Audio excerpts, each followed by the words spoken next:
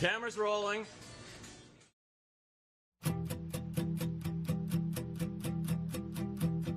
Baby, I'm too young to know any better, but I guess I'm just too old to care. I'm waiting on the morning light to clear the air.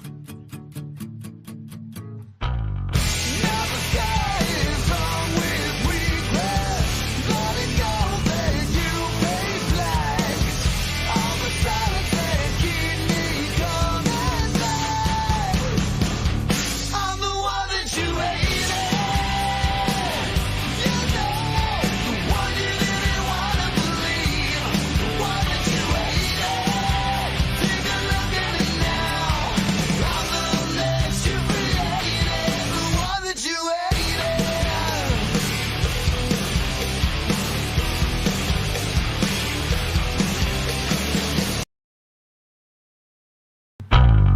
Now the sky is on with regret, letting go that you pay flags. All the silence that keep me coming back. I'm the one that you hated. You know, the one you didn't want to believe. The one that you hated. Take a look at it now. I'm the mess you. And it's that time, everybody. Saturday, Dad Talk today. What is going on, Mr. Dwayne Ward? What's up, brother? Living Saturday to my fullest here. Fun news. I'm getting ready to turn the big 5-1 here in a couple days. I'm a July 4th baby, so I'm gearing up for the big 5-1. It's little reality's hitting me. Getting You're old. turning 51? 51. I know. 51. Getting old. I got bad news for you and good news for myself. Okay. That's 13 years for me. Oh. Yeah. Oh. It hurt. When you turn 50, it is a shocker. I'm not gonna lie, but then it's like 51. I'm going. I can't lie to myself anymore. I'm 51. I'm on this officially second half, the downhill.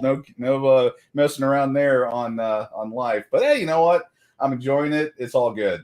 But I'm closer to that 40 mark. You know, that's one that I'll be honest with you. It's really been setting in, been doing a lot of hard work. I'm going to go into 40 better than I came into 30. Damn it. Yeah. That's my plan. You're like the 40 is the new 20. I mean, yeah, you've been putting the time in at the gym, eating healthy, eating right, doing all the stuff I haven't done. And it's the results are there. Even, sharing updates with folks on how the bod's looking. And, you've been doing it. So you're gonna enter 40, rock hard, abs and all that good stuff. The things that enter my head when I hear people talking. I mean, you guys would be so disappointed in me.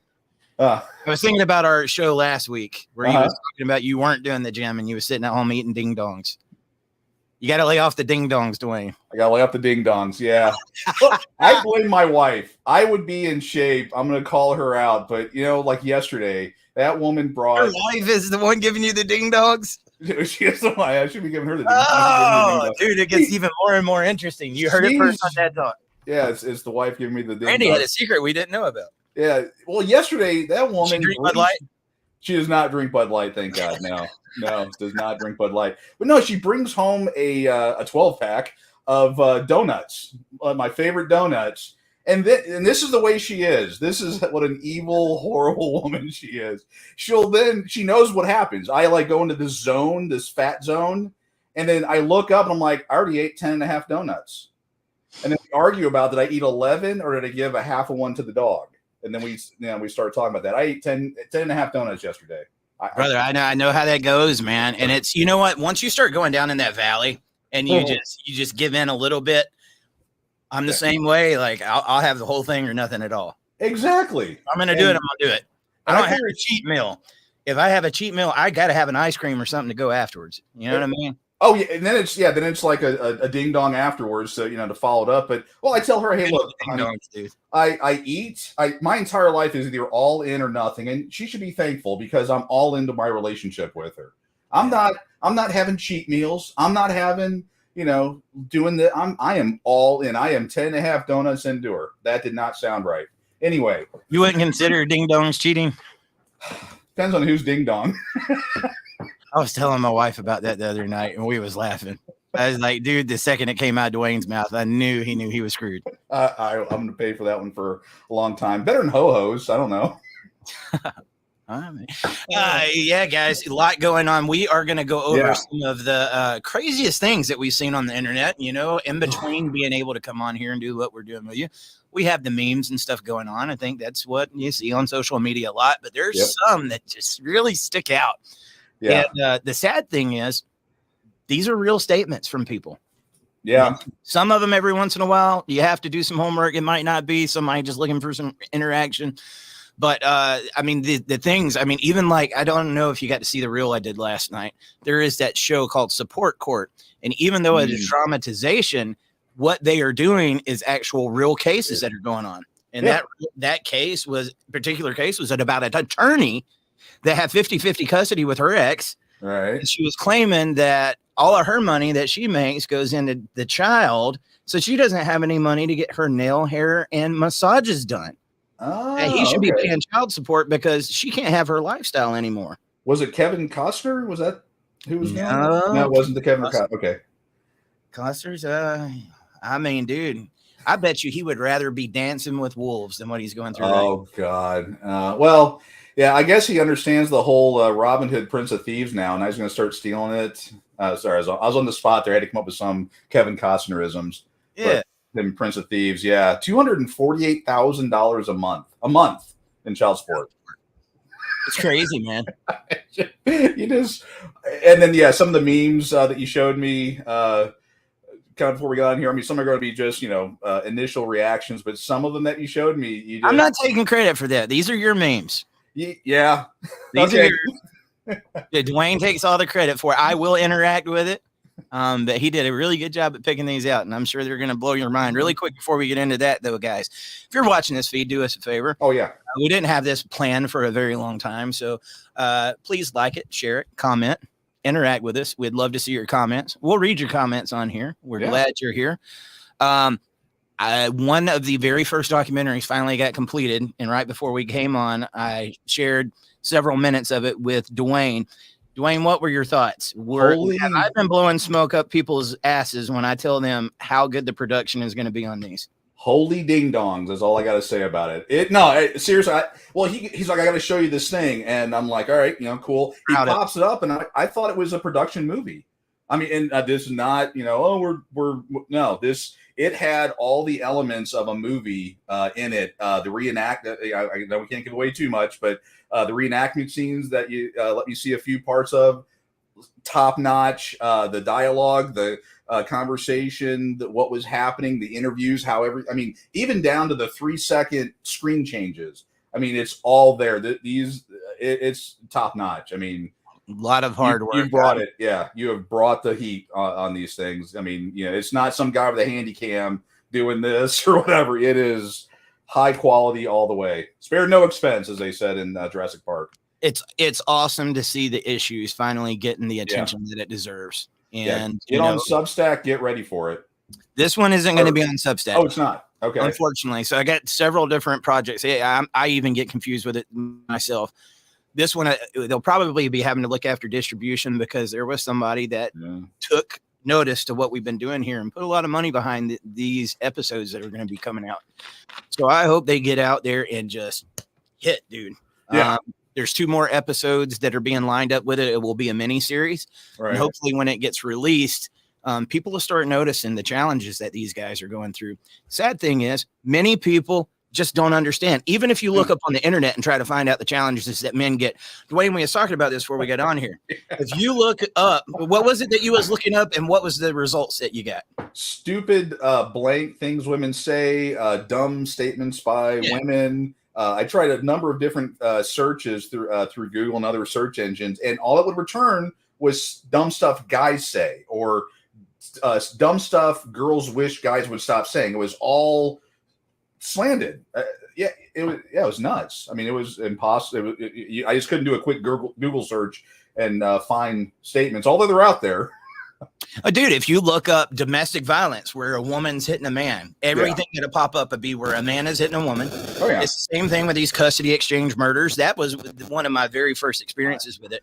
I was trying to get some research on just how many of these fathers are getting killed. And it's always going to be how a man is killing a woman. Yeah. Up at filicide, it's going to be how a man killed his kid. I mean, we just had that national case with I forget the guy's name. I don't know. Sadly, there's so like, dude, the week before that, you had the mom that killed all 3 of her kids and then jumped out of a window. Yeah, you don't see it though. Yeah, no, you don't see that one. No. Well, I busted a DV person down here in Texas because they were given a thing to our to the senators and congressmen about DV. And they were just listing case after case. And what's funny is, over the last several months, I set up my aggregator to start pulling those in and then push those out to let people know. But I looked at all the cases. Every one of them were men against women, not the other way around. And I know for a fact that in Texas, there have been a number of them. So I Googled it, found the information, went to her report, and tried to do name matches. And I think after like 4 or 5, I was like, she's obviously full of it. Yeah, they purposely hide this stuff. Where men are men are the receivers of domestic violence or in a custody exchange situation. Yeah, it's ridiculous. So one happened in my backyard just a couple of weeks ago up in McDonough, Georgia. That's like an hour away from me. I didn't know you had posted about that until after I did it. It popped up in the feed, things that you might follow. There was a father that got killed. I want to say it was at a gas station. Yeah. In a custody exchange by a boyfriend. Nobody knows about that around here. And even that article was behind a paywall. Yeah. You could read a little bit of it before it pops up and says, to get access to this. But if you looked up information anywhere else, nobody else was reporting on it. Why not? Yeah. That's a pretty big deal for around here in Georgia, you would think. You would think, yeah. Well, the one that you came down here to Texas to cover, that got, I believe, a 30. At most, it got a 30-second spot on a smaller news station. No one else would cover it, but they were covering the other when the roles were reversed. They were covering it like crazy. Again, narrative. I think people in the comments here are fathers are exploited the most. It's you have taken up the mantle to get the word out there that it happens the other side, and it happens a lot more than society wants to say it's happening. So you have to be unapologetic, dude. There isn't a day that goes by that I'm not hearing that how I'm pushing an agenda about these fathers. I'm not showing that it's happening just as much on either side. No, I'm not showing that because guess what? That's not what reality shows. It's not what the statistics show. Yeah. And if me telling the truth offends you, I'm not the problem. Okay. You guys got to stop bowing down to these people who get their feelings hurt because you're telling the truth. Right. This movement needs to speak out. And I mean, just like yesterday, dude, when I said something about the attorneys and how they'll want you to get you in there with the retainer. And then this is how much they charge per hour. Don't you want your kids though? All you got to do is go to family court. I will help you. But then I was demonized. You're making an unfair portrayal of attorneys because there are some good ones.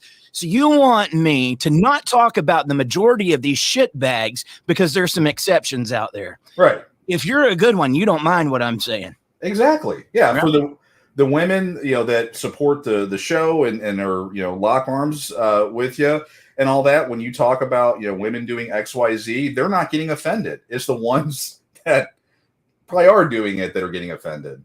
I mean, they know that you're not talking about them or not talking about them specifically. You're not, you're just stating facts, and facts are facts. They don't care about your feelings. Dude, if you're not offending somebody, you're not saying something right.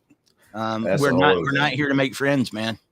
We are the enemy. Unfortunately, right now, dads have been made the enemy, and we have a war to fight. And that war is not going to be able to be fought without hurting somebody's feelings. I could give a damn about your feelings. I give a damn about these kids that are getting killed and that are losing these relationships with their parents, the parents that are getting killed, and these guys that are losing everything they've ever worked for because they went through a divorce, and that there's this crooked ass system out there that we're being told the answer for it is going in these family courts and going to these crooked ass politicians. Yeah. You need to call it out for what it is. And so, you know what? For the ones that got their feelings hurt, thank you. All right, let's get to the next part of this. I want to have some fun. I want to have some fun. When we was talking about what we wanted to do today, I wanted to do something different. We talk about the legislation and the politics and all that stuff all the time. I know you guys, it's very important. I mean, Kim, I want to give a little shout out because there was something good that happened this past week. It's very historic. Florida passed the shared parenting. Finally. I'm actually very, yes. Golf clap. Golf clap. I'm very glad to see that go through. What was really sad is just watching the people that talked about it, and little to nobody really had any reaction to it. And it's sad because there was people out there that busted their ass to make it happen. I don't even know who did it. I want to say thank you. Yeah. At the same time, I will be upfront in saying that I don't believe that 50-50 is the magic answer. I don't believe that's the time where you say, okay, we did it. Now it's time to quit. In some of these states, from what I'm seeing, and if somebody's got some research that can back me up on this and show that I'm a liar, I want to be a liar. I'm saying this here, but I am seeing that false allegations are starting to go up. Just because you have this presumption of I should be an equal parent doesn't mean they cannot make these false allegations, guys. Yeah. And one of the ways of fighting back against that false DV and all this crap is going to be pushing back at these narratives. So we got to continue to do that. And the war is far from over. But that is 5 states that have shared parenting so far. I think we need to go back in there and make sure that these consequences for false allegations go through. My fear is if you think the attorneys fought on the shared parenting, wait until you go in there about the false allegations, because that's the last little nugget they've got. Yeah. Right. If them two go in, you got something to really stand on. But there is progress being made. So thank you to those advocates out there. And it sucks so bad because I feel like I sound negative when I'm talking about that. I'm just being real. You're being real. I'm being real. And if we can't be real with our people, why the hell are we here? Yeah. It's like what, 84, we'll say low mid 80% of all false allegations. Well, actually there was one study in Florida that was up towards 90%. That all false allegations were false and they were for a divorce. That's the stat. That's the data, and people can do whatever they want to with it. I'm great job, Florida, for getting it passed. It's good that it's on the books. Yes, that's a great thing. But I would tell everybody now, make sure your handy dandy recorders the batteries are juiced up and ready to go, because there's going to be a wave of false domestic violence and false accusations. It's going to happen. It's not that easy. I mean, we want it to be that easy. I remember when I first got in here, I mean, it was all new to me, dude. I mean, that was the magic. That was the hill to die on. We have to get this 50-50. And I still believe the other 45 states 100% need it. Yeah. It's a good milestone. The consequences for the allegations got to be in there, dude. Yeah. And it's just going to take time.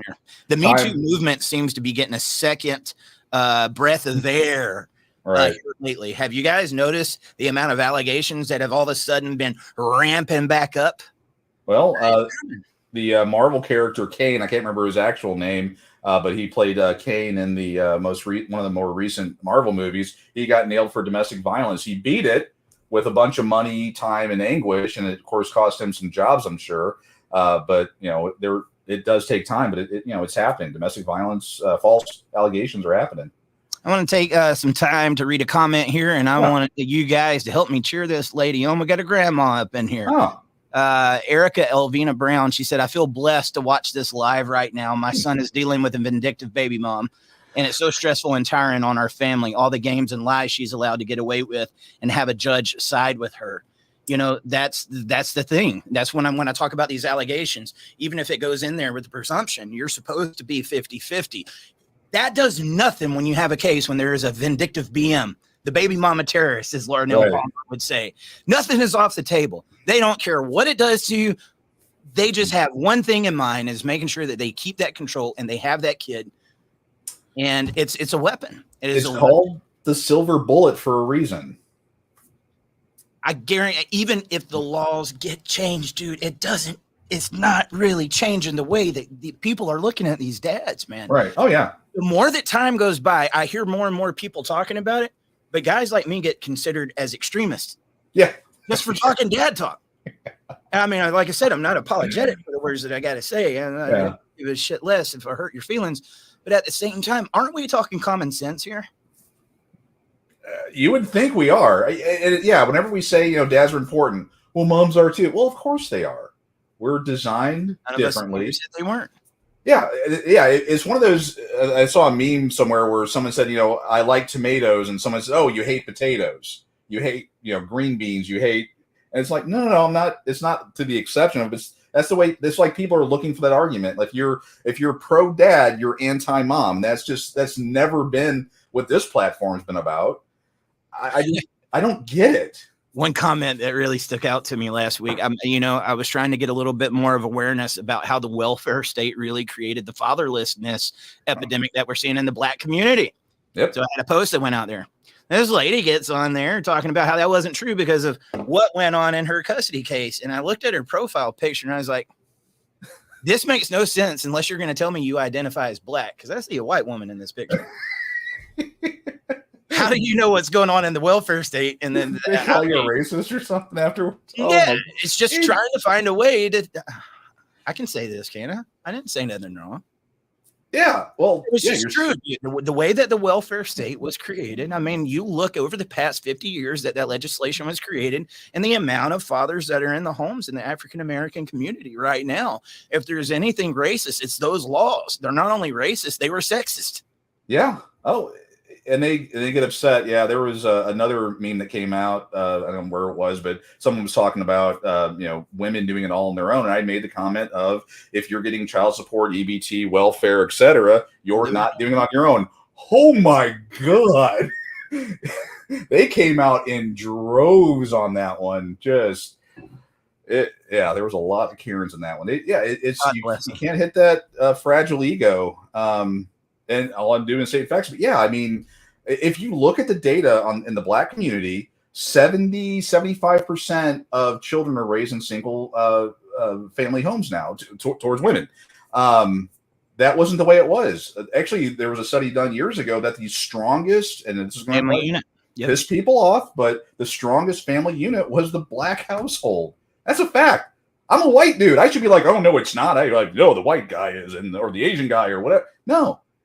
That's the fact. It was the data, the metrics they used showed that the Black family was the strongest family. The government came in and effed it all up. Well, and it's crazy too. Like, after the Black community was the strongest and that started going away, I think it really went to the Hispanic community, which we're really starting to see get a shift as well. But just talking about how men are expendable, what does it say that, this guy, if he's got a family and he lives in Mexico, has to come over here and completely leave his life behind just so he can provide for his family? That is the lengths that fathers will go to take care of their families, guys. Yeah. And that is a sacrifice, and that sacrifice gets overlooked every single day. Every single day. But we completely got away from what we were going to do today, so we're going to get back on it. That's good. Yeah. I'm gonna have some fun with you guys. Let's see what you think about some of these, and you can vote on them. I think we got like 10 or 11 of them. Tell us which one is your favorite. Which one is the most ridiculous? Bring it up. Multifaceted diamond to me, though. It's beautiful from every angle. Yeah. All right. 6 brown chicks. Question 4. My baby daddy got promoted, so I appealed for more child support. He ordered a DNA test, and my son failed. Put the results in my mailbox. I forgave myself for cheating, but he's being petty. He's been my son's dad for 8 years. Why ghost my child now? How do I fix it? Oh, God. He's being petty. I forgave myself. I forgave myself for cheating. Oh, you forgave yourself. Yeah, she forgave herself. Yeah, and he's being petty. I know, it gets worse. It's the more you read it, you're like, what the hell? Yeah, she forgave herself for what she did. The amount of people that are justifying paternity fraud nowadays is crazy. And it is wrong. He's being petty. No, you're being petty. You knew that there was a chance that he was not the father, yet for 8 years you allowed him to bond with your child and your child to bond with him. Now 2 people's lives are going to be drastically changed because of your selfish consequences, or your selfish. Yeah, look at what you did. I mean, seriously, there is no responsibility on this, and that's what's so hard. How can you have any remorse for somebody that's done something like this? I mean, we had the guy, what was it, last week, that commented and said his ex let him know up front there could be a chance. Let's go have a paternity test. I don't want this going on. It was not an ideal situation. At least she was giving him a heads up. This is what could be happening. But in this, and you're going to say he's being petty after 8 years, you allowed him to bond with a child, take care of a child, let that child call him daddy. I don't know how a There should be person some could jail do time. that. I think it should have some jail time to it. That's I'm fraud. just- That is Oh fraud. yeah. Oh, yeah. 100% fraud. But I'm just wondering, because again, I can't lie to my wife. I don't have that gene in me that allows me to lie to her, or people in general. And I just don't know how I could look, if I was her looking her husband in the face for 8 years, I couldn't do it. I don't know how I guess it's narcissism, I guess, but I don't know how they can do that. I can lie. You ever been in a relationship where somebody was having an affair on you? I have been fortunate that, well, at least I'm aware of. No. One of the worst feelings that, you could go through, dude, and they'll come and climb up in the bed with you, looking you in their face, play house, and make you think nothing's wrong. There is not a single bit of remorse. I've been there. And it was one of those questions that would just roll through my mind. Like, how could a human being actually allow something like this to go on? You know what I mean? No remorse, dude. I mean, but if you say something and you get mad or your anger comes out when you find out, oh, dude, see? You're wrong, yeah. I was doing this. This is the type of person he was, right? Like, I can't even hide birthday gifts for my wife, like a surprise or something. I can't do it. You can't. You're like the ninja. Like, I'll lie, I'm honest, but I'll lie to you about your birthday. Yeah, I can't do it. She gets like 3 or 4 birthdays because I'll get her something like a month early, and I'm like, all right, here you go. I got to give it to you. I can't hide it from you. My wife loves surprises, but she can't stand that I won't tell her. Yeah. It's kind of like the double-edged sword. So like last year, I took her somewhere for her birthday, and it was only like 5 miles away. And she kept begging to know where she was going. I made a whole adventure out of it. Like I would say, yeah, romantical. Oh yeah, dude, it was funny. It was funny as shit. Dad Talk Today guy is romantic. She thought there was some, like big master plan. I was like, go to your car. I want you to drive to the end of the road. When you get there, take a picture to let me know you're there, and I'll give you your next set of instructions. And so she goes and does that. And then I tell her to go somewhere like a half mile after that, park there, do the picture. And it just went on for like an hour. She kept going all these places, playing into it. Like, where am I going? Yeah, you went like 5 miles down the road. She was like, why did you do that? And I was like, you were surprised, weren't you? I just wanted you out of the house for a while. Oh God, my wife's on. Hey, gonna pull up some. Make it exciting. Let's get on to America's Next Idiot. Yeah. All right. This one's a little hard to read. Cassandra, my ex-boyfriend raped me today. Well, not today, more like last month. I just found out about it today. What? I just found out. Oh no. The second sentence. My ex-boyfriend raped me. I just found out about it today. Okay. See, he promised to marry me if I had sex with him, but he found out that I cheated last night and broke up with me this morning. How can I get the police to side with me on this? Nancy, tell them he held you down last night and forced you. Tear up your clothes a bit. Put on a bit of a show for them. Wow. Cassandra, why won't just telling the police the truth work? Because, I got to watch one. This is a family-friendly show. Nancy, because the law has an unreasonably strict definition of rape. The police wouldn't consider what your ex did to you rape because you let him do it. It's called consensual. Thanks for the advice. I'm sure it'll work out. Oh, my God. This is my problem with the rape culture, dude. Hopefully I can say this. All right, let me preface this by saying there is nobody on this show that is a rape apologist or making excuses. If somebody ends up doing that to somebody, that is, dude, it's almost like a murder to me. In some cases where that's happened, it's even more sickening. Mm-hmm. However, this word rape has just gotten out of control, dude. So out of control. How often do you see in the news this girl in college claims this guy raped her when we've seen went to a party the night before, got drunk, hooked up, next day, like, did I really do that? It's just so easy. It's just so easy. And who do you believe? And when you have a bias that you automatically want to believe this person that's saying this, that is dangerous. Mm-hmm. That is dangerous. That is your sons that could be going up against that, your grandsons, your nephews, brothers.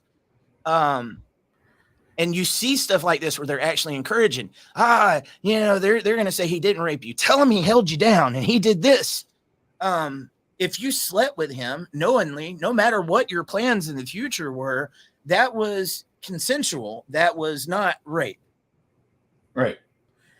Yeah, and actually on the Pissed Off Parent, I have a link. When you were mentioning that, I remember something. They actually have the data on that. It's 1.3 per 1,000 Americans ages 12 and up. They've been reporting on that. Bureau of Justice Statistics from 2012 on up, talking about that. But yeah, what they report out there is that it's this huge number. It happens all the time, 1 in 5. Number. But how do you find out statistics on that? Really, I think this is happening way more than we're ever going to be able to put into a number. Yeah. We just don't know. I mean, it's the same thing, like, with the domestic violence statistics. Sometimes guys or girls are guys. Yeah, I think you're probably getting a much more accurate number on how many times women are getting hit than you are on how many times men are getting hit, because they're not reporting it. Right. Statistics. Well, sometimes everybody wants it to be.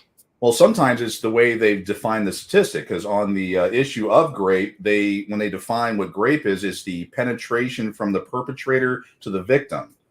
Now, I don't want to have to give you a basic anatomy biology exam, but how often can the other thing work?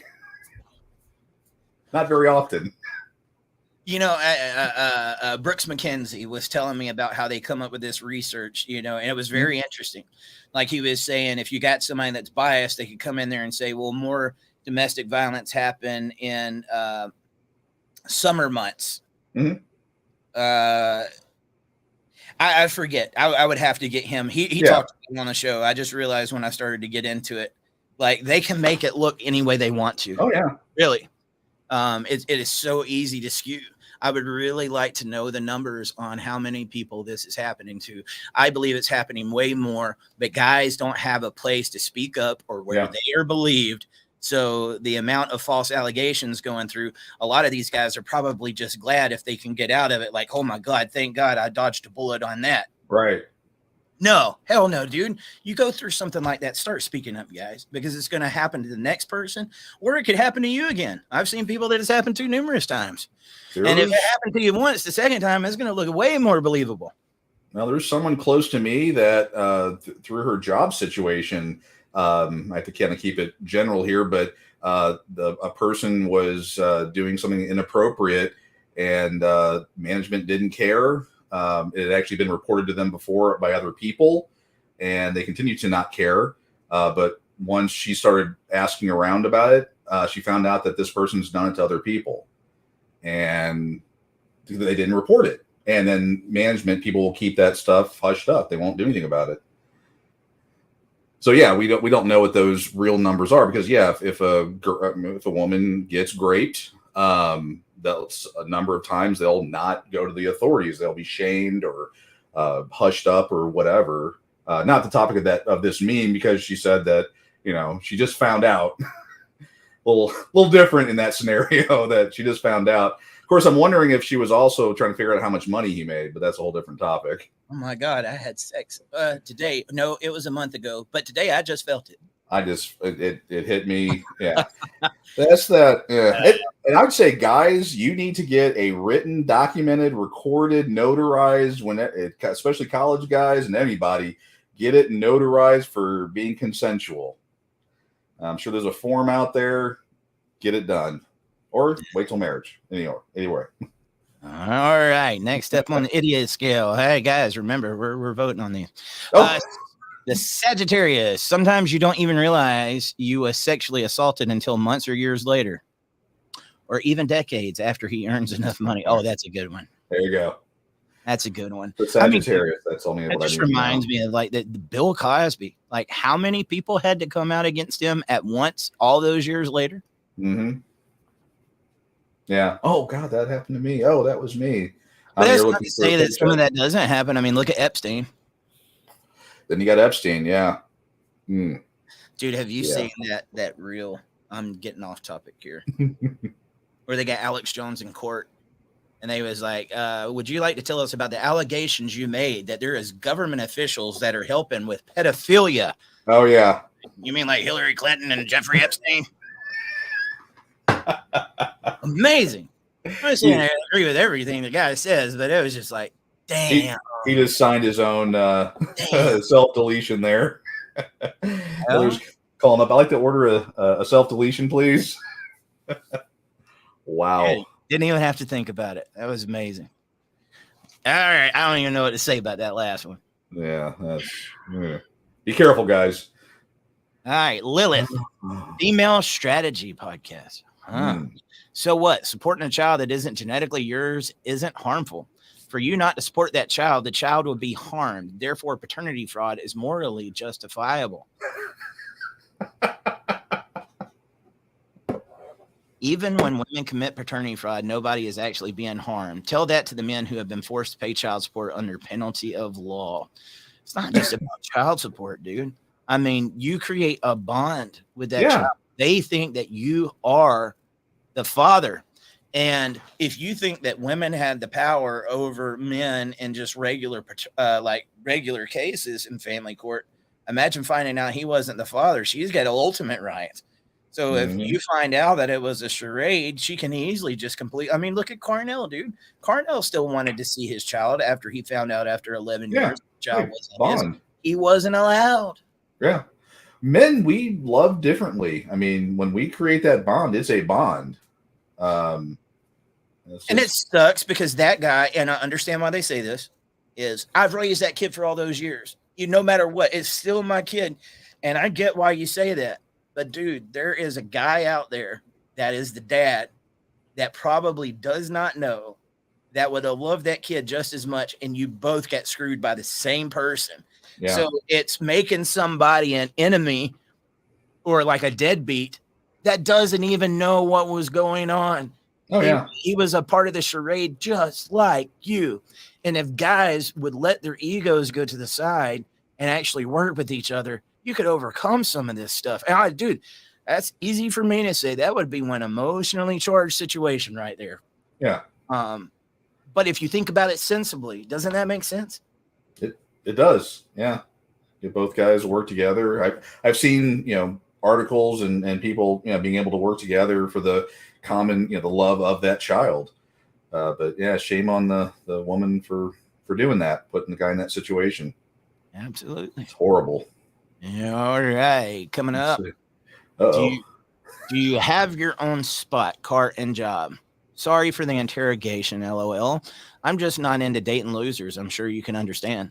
Okay. I definitely understand, and I absolutely bought a house a while back. My dad helped me out a lot. But yeah, I have a house. I have a full-time job and 2 cars. LOL, one strictly for work and one for pleasure. Sounds like you got it going for you. Thanks, love. So how about you? How about me? What? Car, crib, job? Why would I need one? That's why I'm looking for a man to take care of me. And my kids are providers. Didn't your mom ever teach you? I live with my mom. I get child support and no car yet. Is there a problem? And this is real. Yeah. These are wow. I saw a lady the other day just straight up and like, I'm taking applications for men. He's got to have this, and this. And making a joke out of it, but they're being dead serious. Oh yeah, they're dead serious. And then you ask them, well, what do you have to offer? And men more and more, thankfully, are demanding that women bring something to the table besides, I would say it, but this is a family-friendly show. Somewhat thinking your only asset is your vagina. Yeah, I was going to go a little darker than that, but. Well, I mean, that's what I mean. They think like that's all. I bring that to the table. That's enough. That's it. My looks and that. Yeah. You have to provide everything, right? And if I sit here and I give you that, then I have half of what you own. If we go through this, I get control of this, and this. And you wonder why the marriage rates are so low and why men are choosing to go their own way. People are honestly confused by that. Like they give you that, deer in the headlight look when you're like, you wonder why men don't want any part of this anymore and they're walking away. They're like, but I can offer all this. I mean, if a guy went, I can offer all this, what would ladies say? Squeeze, man. You get right down to it. Yeah. And they're being very upfront about it. I mean, I guess they're at least being honest at this point, but yeah, all they have to offer is one thing and that's it. And yeah, thankfully men are walking away, but yeah, it is funny how, he took the interrogation, took the questions and he's like, well, live in the world you created. What do you have to offer? Nothing. Nada. And you know, she was strong, independent, stunning, and brave. And her kids come first. You know, that was probably somewhere else in the chats. She's a strong, independent woman, and stunning, brave, and her kids come first, and you have to do whatever. Hell, I saw one today where lady was, and I was googling around that her fiance's has a daughter that looks just like him or his first wife who passed away. He's a widow, and she's trying to figure out ways to get rid of the 4-year-old girl. So because it's just kind of doesn't like the dynamics. You're like, what the is wrong with people? I spend way too much time thinking about this because it blows my mind. People think this way. Dude, you're allowed to vote. I have a good friend of mine. His brother is one of the more well-known people in America. Mm-hmm. They had a daughter that passed away. Got in, not there purposely, just accidentally shot in the middle of a scuffle between some people. And she had a son. And so his grandson didn't have a mom. His dad wasn't around, so he adopted his grandson. As any grandfather would, you would think. And his wife left him over it. She didn't want him to take care of the grandson. Sounds very familiar. Yeah, going through that right now. He is. Yeah. And then when she filed for divorce over that, she took every bit of his retirement. It was like $750,000. But why don't men want to get married anymore? Well, I'm all this. I'm the package. Oh, well, I'll never leave you. Oh, I'm in it for the long haul. I'm scaring myself on here. Let's talk about something. Lord have mercy. Who did lady? Okay. This is a girl. Yeah, this is a girl on 90 Day Fiance. As I mentioned before, wife and I, we love watching trash TV. I remember this whole thing going down. It is beyond hilarious. And that is an actual quote from the show. Before I cheated on him, things were amazing. After I cheated, things changed. Yeah, she went to find love abroad and found a guy, I believe, Muslim. And of course, there was challenges with that. American, he's Muslim country, and then their morals, the way they do things. And she always, they fought back and forth on a number of issues. But yeah, he kept pressing and finally found out that she cheated on him. And then she honestly was like, why is this a problem? She honestly couldn't understand why her cheating on him was an issue. It should have been okay. But she was always jealous of him, because he worked out and did different things, but never cheated on her. But he couldn't figure it out. Being a guy that held on to things for way too long when I should have left a long time ago, being in that relationship where you're trying to patch back up when somebody's had, extramarital affair or something, dude, it is not worth it, guys. No. And you know what? It's never going to be the same. I don't care how hard you work towards it, how perfect you think it is. And you could go years and years down the line thinking, oh, this time it was different. And then just out of the middle of nowhere, you find out it was going on the whole time. They just get better at hiding it. Well, wait, are you saying if a person makes a mistake that you're going to throw away 6 months? Sorry, I couldn't keep a straight face. I don't care how many years it is. Yeah, if you love me and you respected me as your spouse, I'm not doing it to you. You don't do it to me. You could have gave me something that Ajax can't take off. There is many things that you could have got caught up. You could have got pregnant. And dude, it's just no respect. Why do you want somebody that would do something like that to you? It is not worth it being in a relationship like that one bit whatsoever. But when they call it, I made a mistake or it was an accident. Now again, I don't want to say I'm the most thoroughest lover in the world, but there's a process here from basic biology to, turn the lights down low. How is that a mistake? How is that a oopsie? Like, I mean, the only time I could ever let it happen or allow it to happen was if like Superman fell out of the sky while my wife was sunbathing. I mean, and they say it was a mistake or I had an accident. And an accident is gambling on a fart. Not this. It makes no sense. It was a choice. Exactly. And I got to talk to the men that have been blue pilled, because you've been blue pilled and taught to be a simp for so long that you will try to find excuses and chinks in your own armor for the reason why she did this to you. I see it. And then, dude, the first time you go back, you'll just keep doing it. Once they know that you'll forgive them for it once, it becomes habit. And there's always going to be an excuse. Guys, get the hell out of that. You need, you know who you should be loving more than anybody else at that point in time as yourself, and respecting yourself enough to say, I don't have to have that. Exactly. No. Screw that, dude. Is together, but we no, sorry. I don't care what we got together. Yeah. Get the hell out of this house. Yep. almost said horny Mary. I thought that was what it said at first, but okay, honey Mary. What fathers fail to realize is no matter what y'all say, women have the right to do whatever they want with their child. Y'all have no legal rights, so we can do stuff like make you miss plays, holidays, birthdays. Fucking with me, you will miss a whole lifetime. Some of us actually mean it when we say it's going to hurt you more than it hurt me. Honey Mary, we know that you're telling the truth. Yeah. Because you're a heartless, cold, you know what? I thought I saw on that Hallmark card once. What's that? That her statement. I think it was on a Hallmark card, Father's Day or something.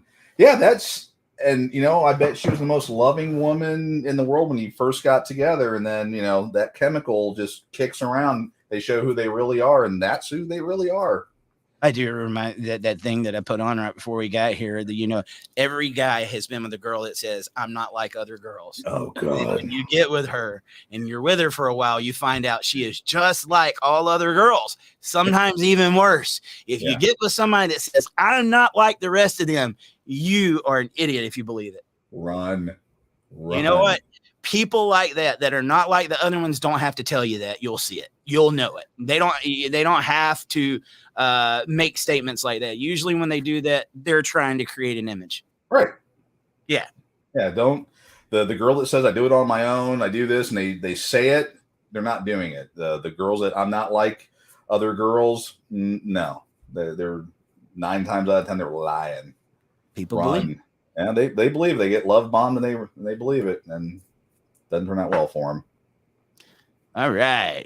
Microwave oven. What is it? Okay. Is this still available? Yes. Hi, I saw the post about a free microwave and I want it.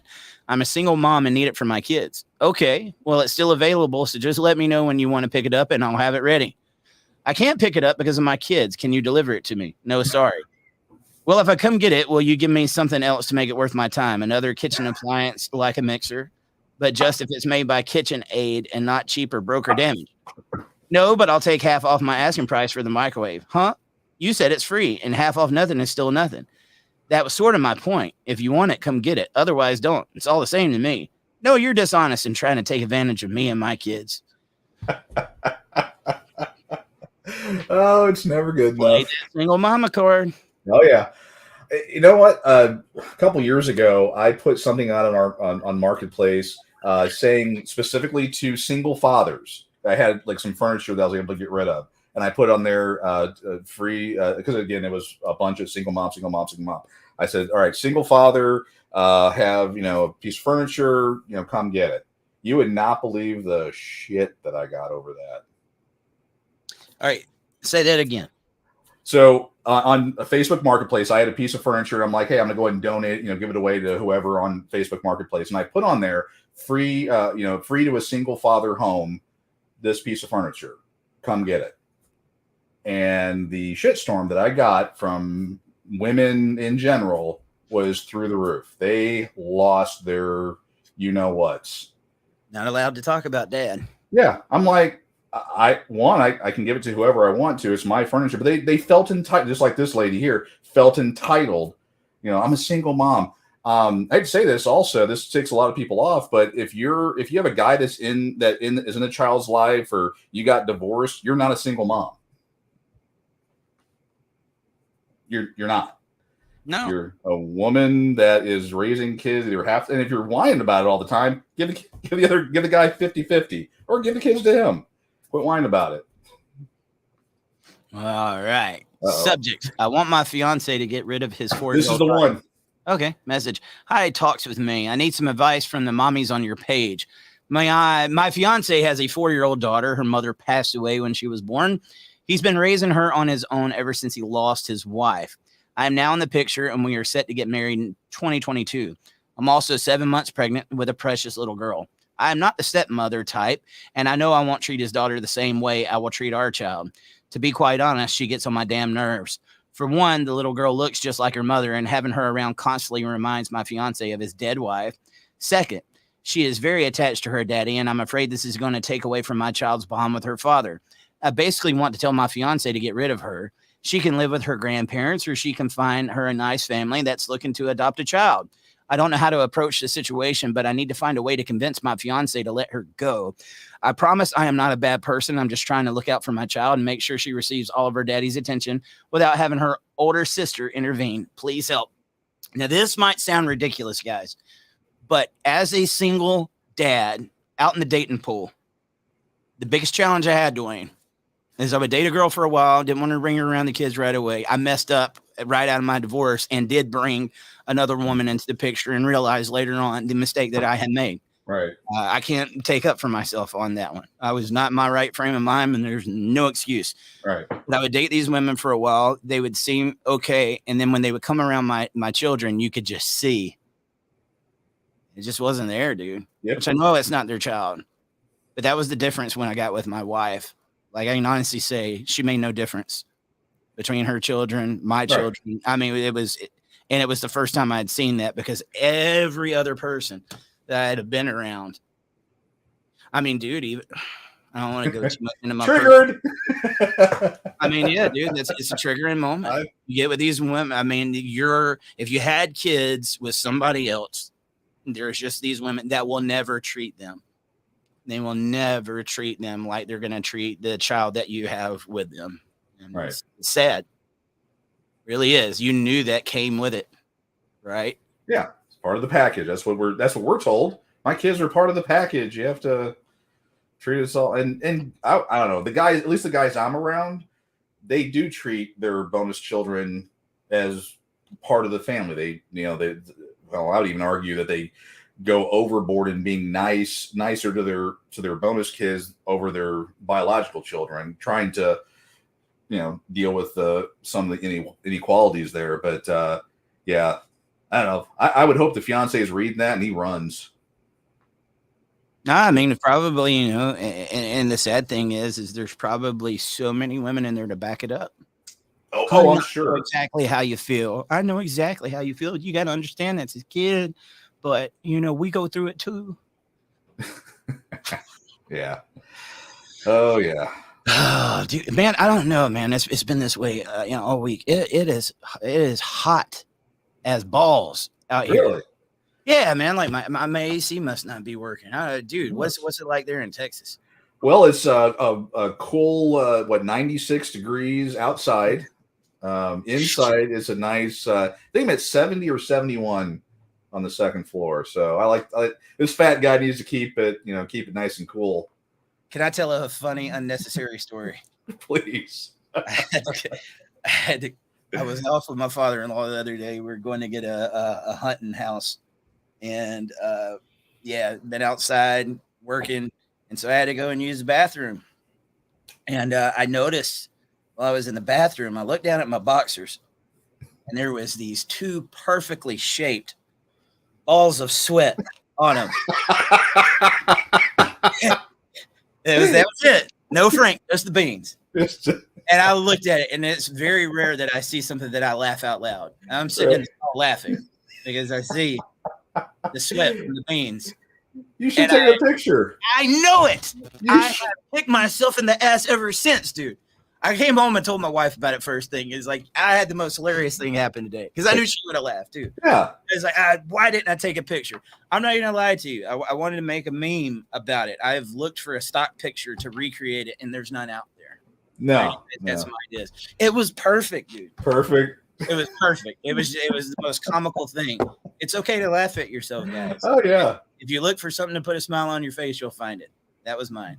That's how hot it's been in Georgia, anyway. Yeah, it's hotter than balls in Georgia. Well, I guess you get a little humidity and everything down there, but wow, you should have got a picture. There's only maybe you should go out there or try to recreate the picture, do a little recreation. For anybody calling us immature or telling us we're being childish right now, you're absolutely right. We're men. We have fun, and we don't look down on each other about it. It's funny. Laugh. It's hilarious. And ladies, we're all the same. My wife has unfortunately found that. See this. This is why they're not going to pass. I give a shit about those politicians. He has sweaty balls too, especially in those suits up there in the summertime. Trust me, I've been there. You assume they have balls, huh? You assume they have balls. Yeah, that's true. I mean, that's true. Oh hell! I mean, well, funny bathroom humor. I mean, actually, me and my one of my best friend, we actually send each other. I mean, we've always worked in office environments, but we'll send each other pictures of us in the bathroom. We'll take pictures of our underwear around our ankles only, and we'll just send them randomly. And they'll be like, "Oh my god, I was in a meeting and I got that picture and I died laughing." And we've been doing it for, good God, 20 years. I mean, we'll have a flip phone, dink, and send it. It's what guys do. And ladies, sorry, we're all the same way. Yeah, we are. I mean, any guy would have laughed at that if they would have saw it. Oh yeah. And because I don't know if I can recreate that. Yeah, you got to try. Like God was trying to make me laugh, and I should have documented it. Next time I will. I'm going to be paying attention. Got to do it. All right, I reckon getting off sweaty balls. I recognize this one a mile away, even though it's a little tiny picture, because I've posted this one several times, and I went and did my homework. It was real. It was real. Oh yeah. I wish we could choose our baby fathers. This was on Twitter. Had somebody once try to tell me, "Oh, that's not true, dude. I went through years to go back to 2019 and find it." She was serious. She was dead serious. Yeah. Yeah. I mean, what else can be said about that one? You just can't do anything with that one. I mean, who's going to tell her? I wish we could choose our baby fathers. Yeah, I think someone had posted afterwards, someone please tell her, because if I do, she's going to cry or something like that. Because I wish I could choose to drink my coffee. My Topo Chico. Yeah. I wish I could have chose to do this podcast. Yeah. What do you wish you would have chose to do? I know you wish you would have chose to eat a ding dong, Dwayne. Eat a ding dong, a big old ding dong. Why did you have to add the big in there? Big old cream filled ding dong. Oh, Lord have mercy. All right, I'm getting to the next one. It's going in a bad direction. All right. Answers.yahoo. Can you make a male babysitter pay child support? Male babysitter. What? I'm a single mom going to college with my sister. We currently rent an apartment together. A couple of weeks ago, I asked my neighbor, a trustworthy guy, if he could watch the kids for 2 hours while I went to class and my sister wasn't home, and he agreed. If he babysits and doesn't accept pay, can I sue him for child support because he took on a fatherly role? I'm sure I can convince a court that he accepted a fatherly role. Dude, is this real? Yeah. This one is about as ridiculous as it comes. I mean, this is how they think. I mean, she is right. She could probably convince a court that he accepted the fatherly role. I firmly believe that one. But that is how women generally, that's how they think. I mean, that's an extreme case of a woman. Obviously, but there's a lot of those extremists out there. Yeah, we have to admit that. But there's some of these things, guys, like what that's saying right there, where most people are like, "Oh, that's just absolutely ridiculous." Unless you've been through some of these situations. I remember the one where, I had an altercation, not a situation, not an altercation. I had a situation where I had to call the cops when something was going down with me, and he let me know. He's like, "Dude," he's like, "if a woman comes to your house and leaves a toothbrush or leaves a shirt or anything in your house, she can claim she lives there." Yeah. And you have to evict them. You guys, you need to listen to what I just told you. Yeah, you have to evict them. If she leaves a toothbrush or a piece of clothing or anything. And I don't know how many of you guys have been on those dates where it just didn't work out. A woman always leaves something behind. Oh, yeah. Because that's the way it come back to you. Yep. I have had it happen so many times, and I'm like, give me your address, it's coming in the mail. Like, you ain't coming back here. You're not coming back here, but they will purposely leave something. That is a real thing. Oh, yeah. That's a real thing. I've seen if you're listening to me, speak up so I mean people can hear it. They teach that stuff. They do. Oh yeah. And I mean, for the guys who are like, oh well, I'm never gonna have a woman move in with me. So if we, they had that case, things out of Canada where the couple got divorced, but they never lived together. They weren't even married, but they didn't live together. Nothing. They still gave her like over half his assets. That's how bad it is. I wish I could choose to read this next meme. Nita official. Tell me why I was swiping on Tinder. I saw my boyfriend. Can men be loyal? Stop asking me what I was doing on Tinder too. That's not the point. I remember this one. Yeah. I mean, what do you do with that? I mean, they refuse to live in the world they create. There's so many examples of that. I can sit here and talk all day long about birds of a feather flock together. Yeah, and it's just it's insane. Can I speak? You know what? I want to speak to these men for a second, though, that go and choose these type of women, knowing that they're choosing those type of women, wanting those, couple of nights fun, wanting that freak in the bed. You guys are causing a lot of this, man. Yeah. Yeah, and that might be an unpopular truth right now, but I'm going to tell you, you're causing a lot of this. The things that they do for the attention, the things that are going on, they wouldn't be doing it if you weren't playing into it. Yeah, quit getting on there. Oh, your baby, you're so beautiful, or ogling over the bouncing boobies. Get a hobby. Just stop doing it, because they're starved for attention, and you're giving them attention.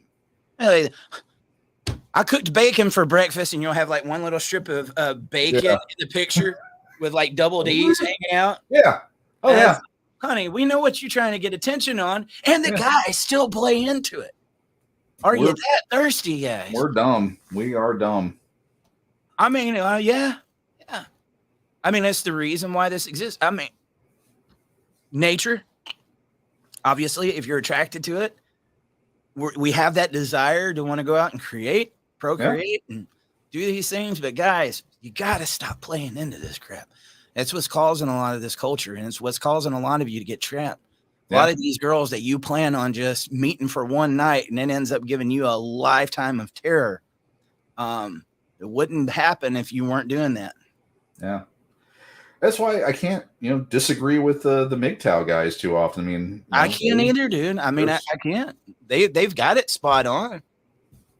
Yeah, I mean, it's like one of those. Give me an argument. Give me a better argument than telling young people to go MGTOW. Sometimes just MGTOW takes it too far. They go. They do though, and I don't mean it like I agree with most of this philosophy from MGTOW. One of the worst comments I've ever got on Dad Talk was the gentleman that got on here telling everybody, don't listen to Eric. He's a stepdad. Like, he's a fake. He's a stepfather. I'm like, what does that got to do with anything? You don't know anything about my situation. I am living my best life that I've had. Finally, I'm proud of what I got right now. And look what she supports me on here doing.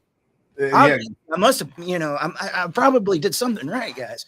But there's some of them where it just, it's the same in politics. You got your extreme left, your extreme right. And there's parts of the extreme MGTOW that I just can't get behind. Yeah, you're not far enough out there. You're not crazy enough. Yeah, I mean, I look at the men going their own way. For the people that know what MGTOW is that you're basically centering on yourself as opposed to making everybody else happy, making a girlfriend or a spouse, hopefully one or the other or both. Joke. Kids, you're trying to make everybody else happy. MGTOW, to me anyway, is making myself happy, but then everything else falls in line. I'm happily married. Took me a couple tries to get there. I'll be the first to admit that. But I subscribe to that ideology. It is one of the most cliche things said out there about loving yourself. The reason why I went through the things that I did and made the choices that I did was because I didn't love myself and I didn't respect myself. So it is one of the most true things out there, guys. And when you get one of the relationships with the people that feed off of the negativity that you have on yourself, anytime you start pushing back, it will be considered ego or something else, selfishness or anything. And because you're so down on yourself, you'll play into it. Right. You got to learn how to have respect for yourself, to draw that line in the sand and say, I ain't putting up with this crap. No. Right. No. I went for years hearing screaming in the household every day. Dwayne, you think I'm going to allow that shit to happen now? Exactly. I got better things to do. Yep. I love my spouse and everything, but I mean, dude, we've had less arguments than I can count on one hand. And for a marriage that's been together as long as it's pretty good because they're all going to have it. But you know, if a voice starts to get raised, like, look, I don't do it to you, you don't do it to me. Yeah. You know, you've got to have those expectations and just say, like, look, I know how I've been treated in the past. I don't allow that anymore. Exactly. But one of my things was I'll get criticized sometimes about like when, like if I see somebody that screws me over, like I'm cold, dude. I'm gone. I won't ever mention your name again. Yeah. That was that guy that stayed for so long. Right. But Exactly. I didn't know how to cut it. That nowadays that happens, and I can tell what type of person you are. Bye. Yeah. You ain't gonna see me cry over it, bud. That's that part of MGTOW that I guess, I mean, again, people hear MGTOW, they think one thing in particular it's going your own way. You're like, look, I'm going to take care of myself, and other people benefit from that. I mean, you know, I go my own way. I think, hey, I'm taking care of myself, but my spouse, my kids, every people I have relationships with, they all benefit from it. I'm just not going to be the guy yelled at, the guy put down, the guy screwed over. That's not me. That's not happening anymore. In this household, everybody's happiness matters. Yeah. You know what I mean? And I am not going to expect any more out of you than you're going to expect out of me. When we talk about 50-50, I want you putting in just as much as you're receiving. Right. You know, and that's the way that it should be. Nobody's happiness should be above the others. Now, I love the fact, you know, the traditional roles, you know, if you want to be that person and you're not at home and want to be that good spouse and not just a warm, wet hole, as I've heard it put before in the past. You know, if you're the person that's at home taking care of the house, you're making sure that it's fed, the bills are paid, and you're responsible and you're doing what you can to play your part. That's one thing. Yeah. That person that sits at home and doesn't do a damn thing and thinks they're entitled to it. Any one of you guys that gets with something like that, you're a sucker. Yeah. There's actually a meme out there about that where guy comes home and the wife's sitting there. She's on her phone. The house is a mess. Kids are going nuts. Actually, they said something about, is he okay to cheat on her? That was, you know, too much for me. But yeah, I think the just the picture alone. Yeah. If you're busting your ass at work, you come home and she's not keeping up her end of the bargain, there's a problem. Some of those guys just get like, you know, shocked. I was one of them. They're sold by the cover, you know, in the beginning before they really know what's on the inside. I know. I bought Call of Duty Vanguard. It's about the same thing. It looks good on the outside, and I don't care how good a woman looks. You get one of them that play those tricks, dude, that warm, wet hole, that face, everything will get so unattractive so quickly. Oh, yeah. It's not worth it. It's not worth it. Listen up, young guys. Absolutely. All right, getting on to our last one of the day. Oh, last one. Oh, my God. Oh. Let's get a pregnancy test. Yeah. I know we will never meet again, and it's fine if you expose me, but I didn't know you were going to be so angry about my prank. Yes, I tested because I felt somehow, but I'm not pregnant. I'm sorry. I didn't mean to play like this. If you find it in your heart to forgive me, I know you hate me, and I never thought I met someone who doesn't take jokes. And I kept this original picture because I wanted to show it to you when I've seen your reaction when I say I'm pregnant. Bye. I don't deserve your forgiveness, and thanks for everything. I'll never bother you again. Just try to calm down, please. Yeah, this was from a girl she's saying as a joke to her, I guess, new boyfriend or boyfriend, said she was pregnant and, you know, faked it. And then after she later revealed that she wasn't, he's like out the door. Watch out for those apologies, man. Like I say, watch out for those apologies. I've had that crap done to me. Then in the middle of nowhere, you know, months later, I'm so sorry I did this to you. Yeah, I'll never do it again, you know, or it just comes through. They find how far that they can go with it. Yeah. get ice cold. Bye. Yeah, never mind. I was going to say the second part. It started with a B. Bye, Felicia. Bye. Yeah, there you go. There you go. Bye, Felicia. Get out of here. Keep it G-rated. Get out of here. Yeah. Guys, just love yourself. A lot of this stuff that we're going through, even though the laws are slanted and there's this narrative and stuff, we could prevent it. Well, you said the other week, watch Jimmy's show so you don't have to watch your show, kind of thing. It took me a second to figure out what you were saying, but if you watch Jimmy's show, which is, how to find the right person and, get on the same page, take care of yourself, do the right thing, then you don't have to watch your show, which is after dealing with all the laws and all other stuff. You know what the hardest part about doing Dad Talk is for me? Is how much I believe in marriage. Oh, and I believe in the benefits. You are both married, yeah. I mean, I think when it goes right, I think it's amazing. I think it's the way it's supposed to be.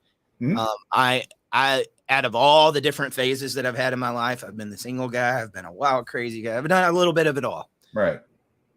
Who I am now, I love the most. Yeah. I love being married. I do love too. it. I do too. I do, man. And I just to know that there's this thing that I believe in so much that means so much to me. But you have to let people know there's the other side of that too. I didn't just get that. I went through all the other crap to get there. And I tell you, I'll be honest with you, 100%. I fell into this one by accident. I wasn't really looking. Yeah. So, I mean, just be careful, guys. Nothing hurts more than seeing that guy that shows up. I need help. This is my story. And it's like, dude, you're fat. I mean, I'm rewinding, 15, 16 years ago and replaying in my head when I was in his shoes. And I know what's about to happen. Right. And it all could have been prevented if there would have been some more conversations like we're having right now. And you know what? Is kids, and once we first get out of the house and stuff like that, we are so hard-headed. I don't know that you can make sense to any of those guys. You couldn't have made sense to me back then. Yeah. There needs to be more media and other things just out there, like, so that we can prevent it as good as we can. Yeah, I think, kids kind of saw, I mean, it was weird, more kids are growing up in divorced households. So, that's contributing to the reduction in marriage, but it's relationships in general on both sides, relationships. But yeah, getting stuff out there like red flag awareness week or something, like, either bullet points. If he or she does this, run.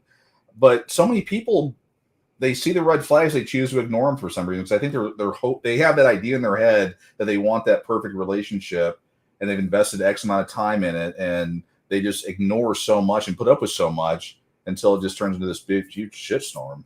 You purposefully ignore it. Yeah. Oh, I did. Well, see, I mean, I love marriage so much that I purposefully ignored a lot of things.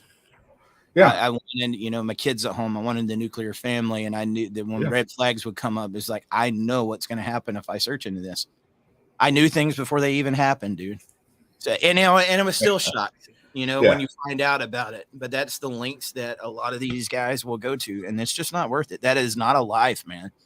You think I'm never going to, how many times you hear that from a guy? I'm never going to find something like this again. That's a damn good thing. You don't want to find something like that again. You realize that, right? If that's the happiest that you've had in your life so far, that you don't know what happiness is yet, guy. Get out of it. Yeah, get out of it. Don't waste time. Don't get into it in the first place. That's why people need to court. They need to do the old-fashioned courting. And you know what? A lot of people are going to, flack, but the old biblical thing about having your parents choose your mate, I'm kind of a proponent of it. I see. I know you're going to get, people are like, oh, I can keep my own. Dude, I mean, it's crazy because, like, who has the least amount of divorce in the world right now? Arranged marriages. Yeah. I'm not saying I agree with that. But I mean, it is, I don't know. Well, it should be. Okay. So I don't know. Your daughter brings some guy home. I'm probably reliving all your nightmares right now. Bring some guy home and you get to know him and you're like, she's this, he's that. It ain't going to work long term. they're not going to see it because they're down, they're in love, they're, whatever, but you're able to see it from your perspective with the years of wisdom, all the other stuff. And I again, well, arranged marriages, those numbers are there. Having the parents, because they hopefully know their children, hopefully, and when they see someone, the significant other, they go, "Yeah, that person is a good match or isn't a good match." The hardest thing you'll ever go through as a parent is knowing something through experience, seeing your kids go down that path, and knowing that no matter what I say or do right now.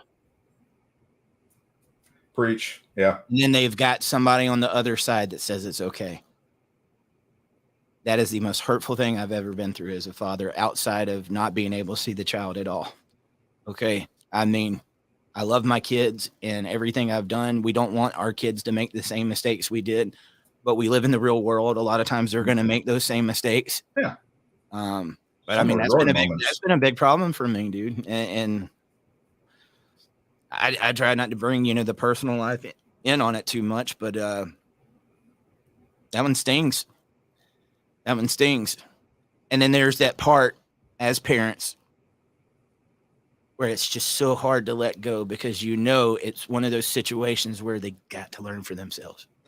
Yeah, there are sometimes lessons learned they'll never learn from. You can tell them a million times, they'll never get it until they, touching the hot stove, that type of stuff. But I don't know. I in my soon-to-be 51 years on this planet, there's a place for, I don't want to say arranged marriages, but I don't know, maybe like mom and dad get a vote. I don't know, like something. I don't know. Mom's going to want the guy that's more successful and money and stable. A lot of times dad is too. Yeah. It might not be necessarily the greatest fit. I don't.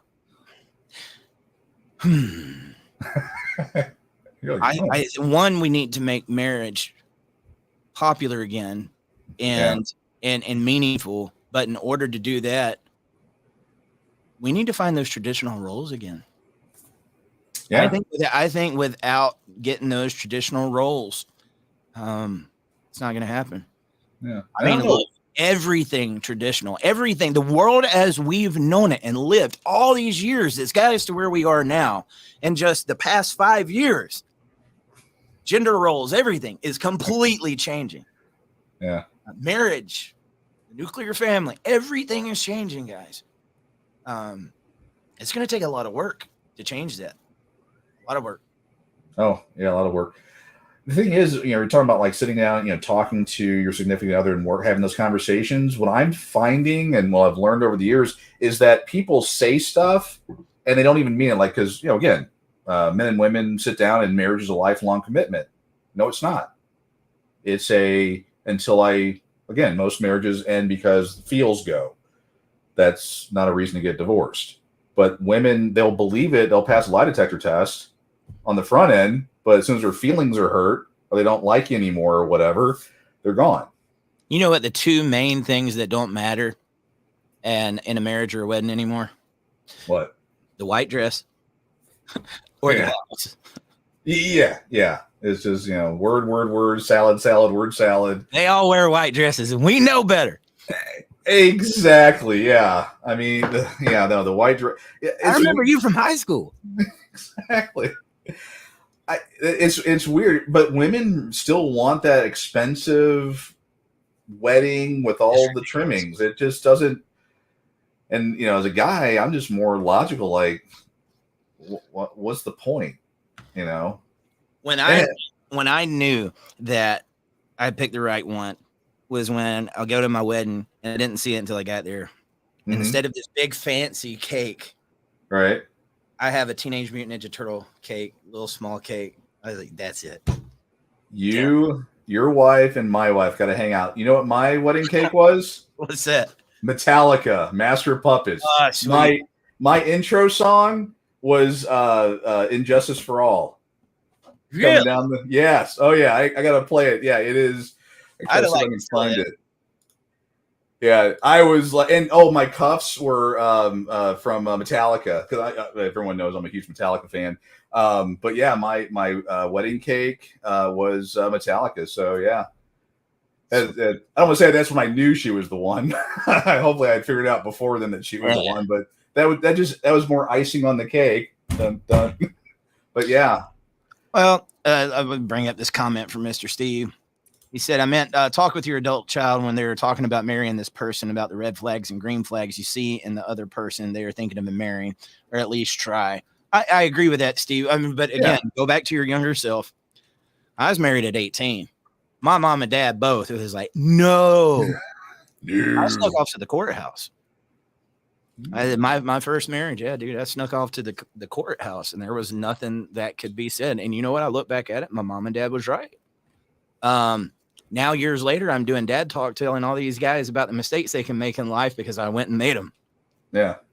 You know, and there was nothing, I had to learn it for myself. But I came back around. Mm-hmm. There was a chance that I wouldn't have, though, Dwayne. There was points in time I was pretty lost.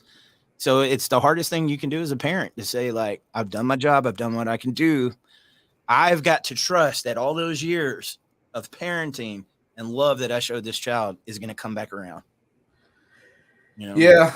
I've hoped, I've inoculated the kiddos, and stuff. And there are moments where I'm like, I really messed up on a couple things. Hoping that, they choose or, talk through things more often, and some of his youth, some of his time, but I don't know. It's just I really think that parents should have either the final say or a big say in who the kid marries, because I think they need to listen. There might be a reason why mom and dad is seeing something that you're not.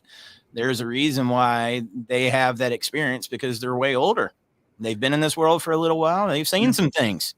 That's why I like talking to the older generation. And you know what?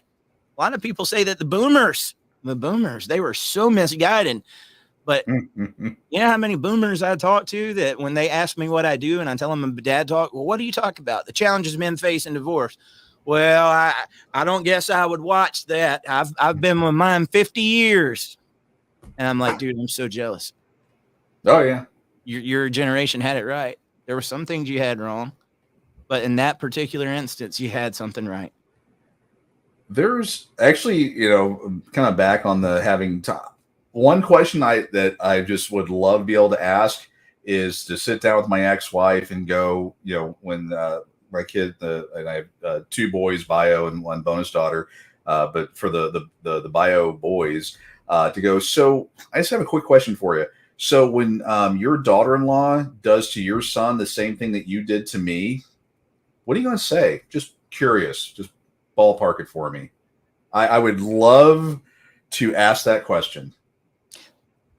I've told my kids numerous times, a lot of the stuff that I say is probably not going to make sense to you until the day you're holding a child in your arms and looking down at them. Oh, yeah. Oh, God, yeah. And then you'll come back and say, I get it now. Yeah. You know what? It's the same for me, dude, because it was that moment and I didn't learn it until later. Now my dad's dead and I can't go and tell him I get it now. Yeah. And that's the sad thing is sometimes we don't have that moment to go back to our parents and say, I'm sorry. Yeah. There are a few I'm sorry moments. Yeah. I gotta say though, yeah, when you hold your kid for the first time, I can honestly say, and I, again, it was with my first wife, and I know we can, I never really loved her, whatever. But you really don't know what love is until you have your first child. You think you do. I mean, I loved my first wife until she beat it out of me. But I don't know, holding each of my kids each time. That, I mean, you can't explain it to anyone. The words don't even, I mean, when people talk about I'd take a bullet, I'd die for you. I'm talking about like, do the laundry, or I'm not going to get mauled by a bear or nothing. But for your kids, you would gladly take a bullet, and you can't explain it. I mean, words don't even describe that emotional bond that you have with your kids. And that's why with this whole thing with paternity fraud, I mean, women they don't get that for some reason, that because they had that moment with that child because they thought that's their bio child. There was that huge bond, and they find out they don't. And it does mean something to men. And it's not your child. It's all those emotions and feelings, the things that we're not supposed to have just come. They had, there was an article, a guy found out that all 5 of his children, he was like in his 30s, but all 5 of his children, they found out were not his. He had a heart attack right there and died. That's the kind of crap I'm talking about that men feel. I mean, women, you say men don't have feelings. We have feelings. There's a reason why we don't show them.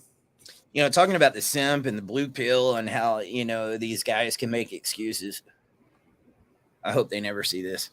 There was some people that I knew really good. Used to see them all the time. Had 5 kids. Uh-huh. They don't have any of them now. Every one of them kept getting. And this guy, I felt sorry for him. He really definitely got with the wrong person. And they would break up probably once a week. And she would always talk him back in. And it was one of those guys. He was an asshole. Ask you the advice that he was never going to take. I was an asshole. But he always wanted to come around like, oh, man, you ain't going to believe what I'm going through. It was like, you want me to feel sorry for you? You're the one that keeps putting yourself in the shit. Yeah. You know what I mean? But the last kid, these were 2 white people. Mm-hmm. The last kid came out black. Oh. And he was upset at first. She convinced him. That was his. Wow. He was so blue pilled. And can it happen? I was gonna say maybe it can I don't think that can happen. There is a genetic thing, like 1 in every 5 billion whatever births. I mean, it's a huge, ridiculous number, but it has happened. They had it has happened. Of course, they did the DNA testing just to confirm. They didn't take her word for it, but they did confirm it happened. But I'll go with the odds on that one. Reminds me of that movie with Jim Carrey, Me, Myself, and Irene. Oh, yeah. Yeah. Yeah, but yeah, dude. I mean, that's how bad it can get, and how these guys can get just roped in. Well, I had another buddy. Not like I said, not putting him on blast, but his girlfriend was a stripper. He lived ex stripper. I'm sorry, ex stripper. Okay, I'm sorry. He worked all the overtime that he could get. The guy wouldn't even buy himself nothing to eat, dude, and he would keep like 2 liters of like the Sam's cola and stuff in there because he wanted every penny that he got to make sure it was going to her. Well, This lady living with her ex-husband. Okay. She had him convinced. Oh, he sleeps on the couch. He sleeps on the couch. And this was a guy I genuinely cared about, loved him to death. And I was like, oh my God, dude, you could see right through it.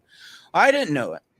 He was building a house. She had him convinced he was building that house for him and her. And they was finally going to move in together. You know, it was just the ex-husband was only there because he didn't have nowhere to go, and they were friends and everything. Then after the house got built, I'm not going to lie, I looked it up, and I see this post where she's talking about how the first night in that home, her and her husband are laying in this bed together, just talking to each other about how hard they've worked to build this home and how they deserved it after all these years. And I go and get him and sit him down. I'm like, dude, I just saw something. I want you to read it.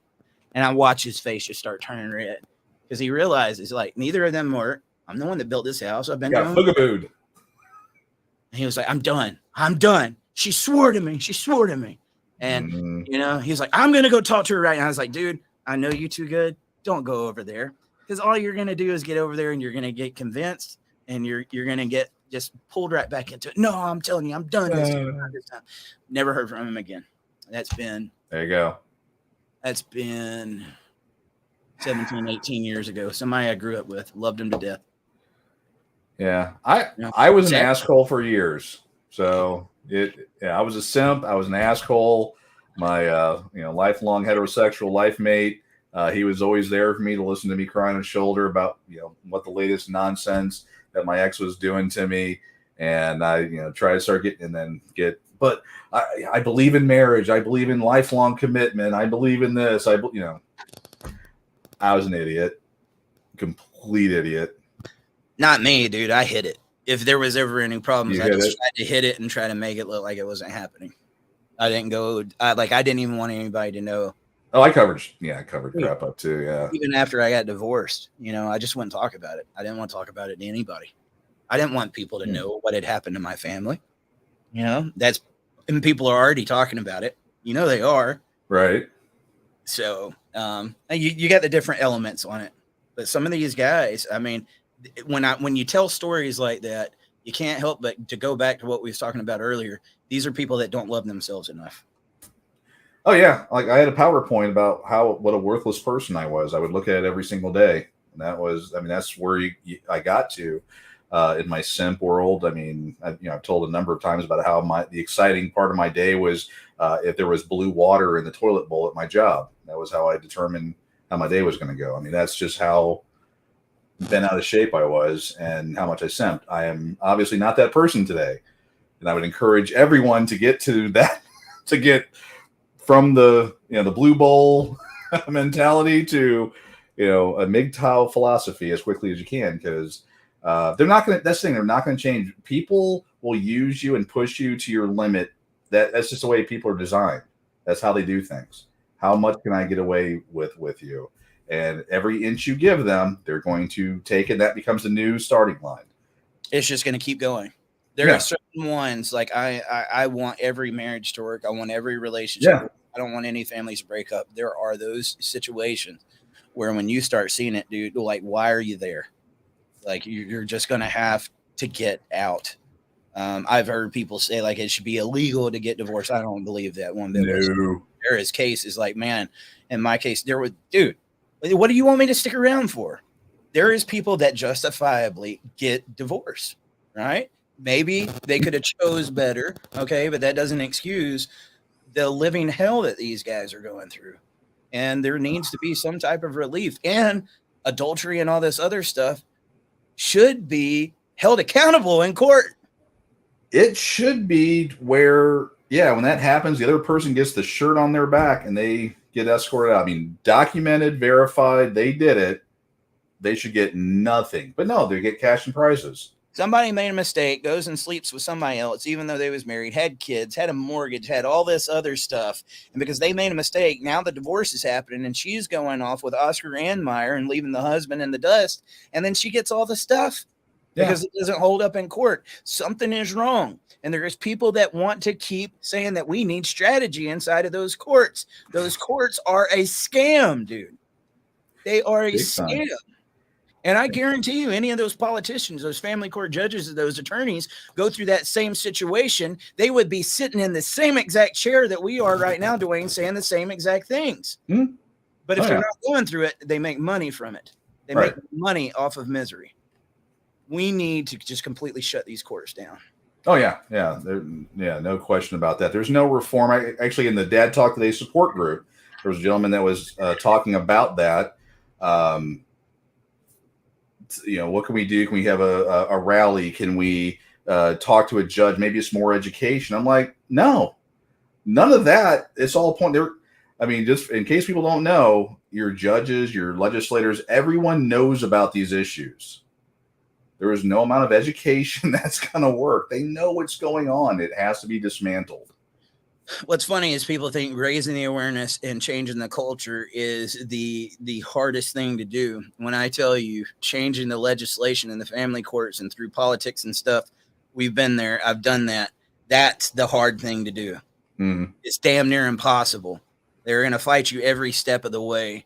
But when guys band together and start fighting and making people aware, they start making sure that a gentleman that's about to make a bad choice can see some of these videos so that he never goes through it in the first place, so that your son knows what's about to happen, and you start changing it. There's so many different ways that you can change it with that type of mentality. When we stop saying, I'm not, I mean, there's a lot of people say the way to do it right now is pro se. I think that is a short-term thing. Stop feeding the attorneys, go pro se if you're going to go through there. But at some point we just got to say, we're not playing with these courts no more.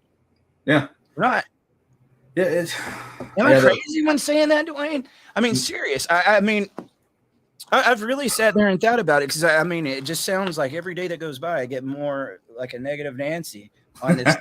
Well, you're being realistic. I am being realistic. I mean, it's time this movement gets realistic. Yeah, I mean, the flip side is a person gets served divorce papers, they get the silver bullet, they get all that stuff, and then they walk. I mean, okay, in the Dad Talk Today support forum, some guy came in there and said, "Has anybody ever heard the term Disneyland Dad before?" No. It was just told. He just heard it for the first time in court, and I'm like, I responded to him. I was like, "You're obviously new here. You haven't been around the block at all. It's a common slur." And welcome to the fight. If we could get to those people early, or if say if this information was out to enough people and it came up in some guy's feed, he's like, "Hey, what's this thing? Oh, wow. Oh, they use this. Okay." And then his wife is acting weird, and he's like, "Wait, there's some comment," and then get him on the front end.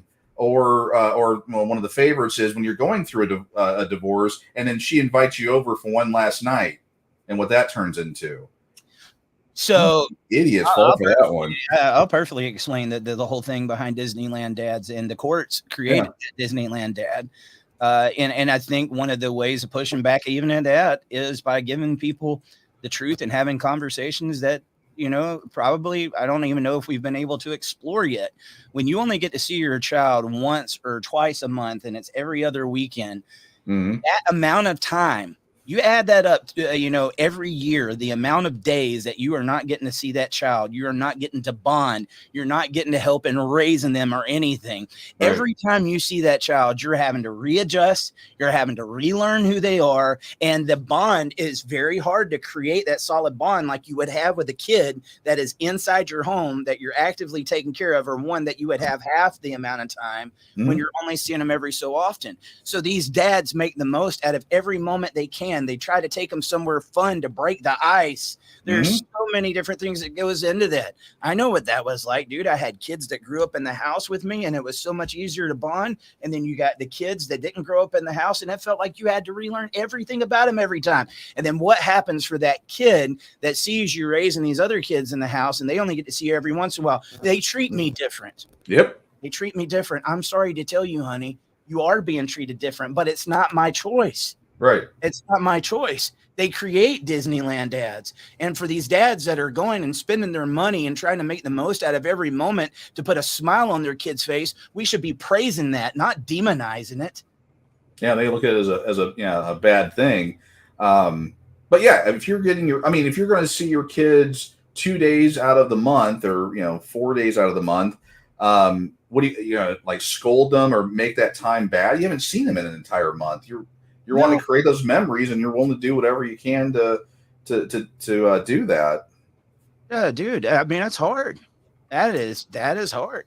And especially when you got the mom that's got them for the week and a half, and then you get those few days, and then they love bomb them the whole time and make them think that you're the secondary parent, or that you're always doing something wrong. He doesn't dress you right. He doesn't feed you right. He lets you watch stuff you're not supposed to. He does this. They will nitpick every little thing about you.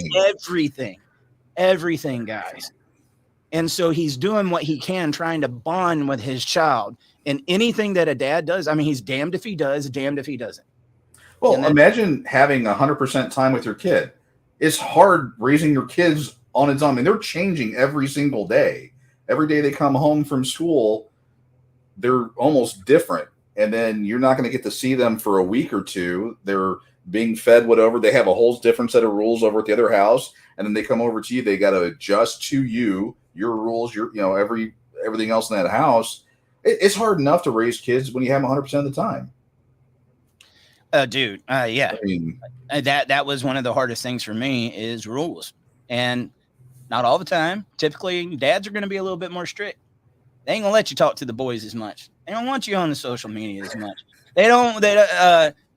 Dude, for me, I was that guy. I live in the country, got mud everywhere. Take your shoes off when you come in the house. Yeah. Say thank you. Say yes, sir. Say yes, ma'am. No, sir. No, ma'am. Don't use your shirt as a napkin. I don't use a Kleenex when you blow your nose. It was little things, and then that would become culture shock. that would literally become culture shock. I know right now, man, I'd be afraid. Like if I saw my youngin that I haven't seen in so long, I don't know what I'd be able to let her eat.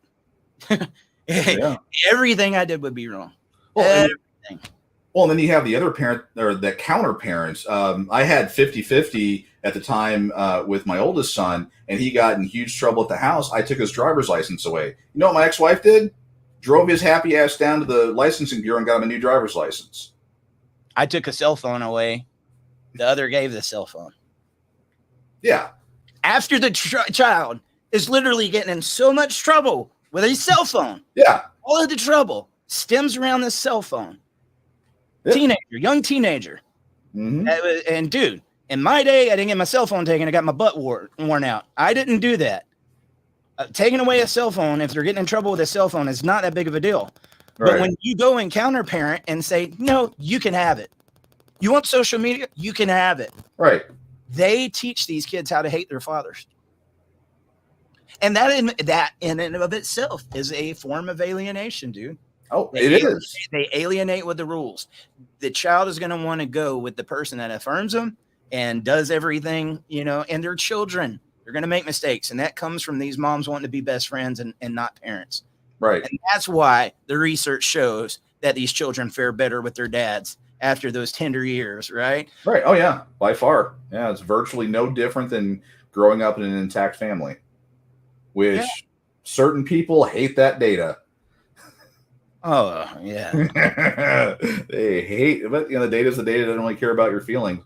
But yeah, I mean, you've got all those things. And I mean, just being a parent, you don't have a rule book. You're trying to figure stuff out, and you've got to deal with the crazy ex. You got to deal with all the other factors. And you probably had to drive home at 1,000,000 miles an hour to pick the kid up on time to do whatever. You got, 20, if you're lucky, % of your income being stolen from you every month to pay for her nails and everything else. And you're dealing with all this every single day. And then if you have, got a new person in your life and you're trying, you're juggling all this stuff. If there was a reasonable child support, and there is a reason why 50-50 can't happen, okay? Right. And there is a reasonable child support, and the dad sees the kid being taken care of, nice clothes that match what the money's being gave, they're being fed. I don't think you're going to hear much out of these guys. It's when they show up in these dirty, ratty ass clothes, the kid is always being neglected, and you see mom going out and partying and living this high life.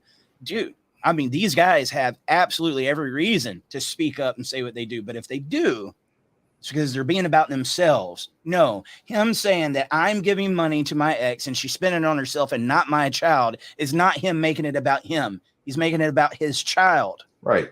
There's all these little counter arguments meant to shut men up, and it gets old. Yeah. And no one seems to care. My ex, she would go to thrift stores and buy jeans, didn't care what size, whatever. And I would buy new clothes for the kids. She would she's driven to school to make them change out of their clothes because she forgot, into the smaller clothes or the too big clothes, and bring them home and then keep my clothes and then go sell them. I've had that done. It's like, if she would have used like 1/10 of her power for good, we would have cured world hunger. But this nonsense, and then I'm supposed to be okay with it. I'm supposed to, oh yes, oh I need to get along. Yeah, I mean, all right, try paying child support when it wasn't even court ordered. Did it anyway. Right. Text, baby needs long sleeve shirts, needs diapers. Even though you paid child support, again, that wasn't court ordered. Right. Go and buy them for the baby, and then they take it back and say that you're a bad dad because you didn't just give the money and let them pick it out. Then go online and say he's not giving me child support. Oh yeah.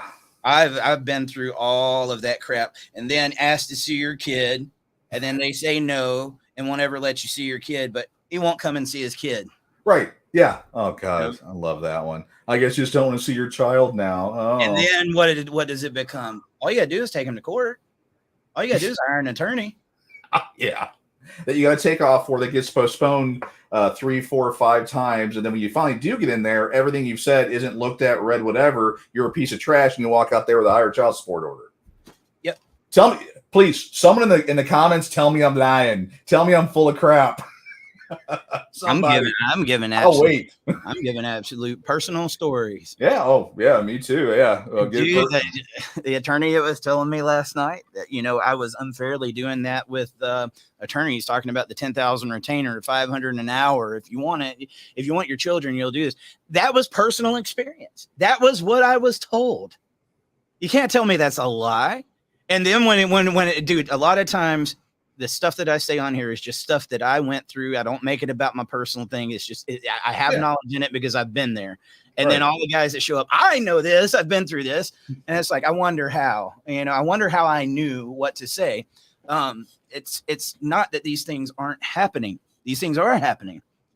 Damn, I'm pissed off. Let's put up some more jokes. We don't have any more. Oh, I'm sure I can find some out there. There's a bunch, but I mean, if women want to find out why men are mad or why we're angry, you get an exhibit A. I mean, this is what happens. The real women, if there are out there, all right, they should be just as pissed off because they are the ones that are damaging these guys that you're saying, where are all the real men at? They're being hurt by these low-life hussies. Okay. And then they don't trust anymore. They don't want to date anymore. They don't want to be with anybody. They would rather sit at home and play Fortnite and eat ding dongs by themselves. Hey, and I'm gonna tell you, dude, there's something I'm seeing with the younger generation that is choosing video games over relationships. I mean, I'm seeing it clear as day. And then they will pick on that guy about just being this loser that just wants to sit there and play his video games. Nah. What would you rather be? That guy sitting there laughing, having fun, playing video games with his friends, or looking like Johnny Depp on there, staring across from Amber Heard at a courtroom? What would you rather be? Yeah. Pathetic because he's actually doing something that he wants and avoiding this bull crap?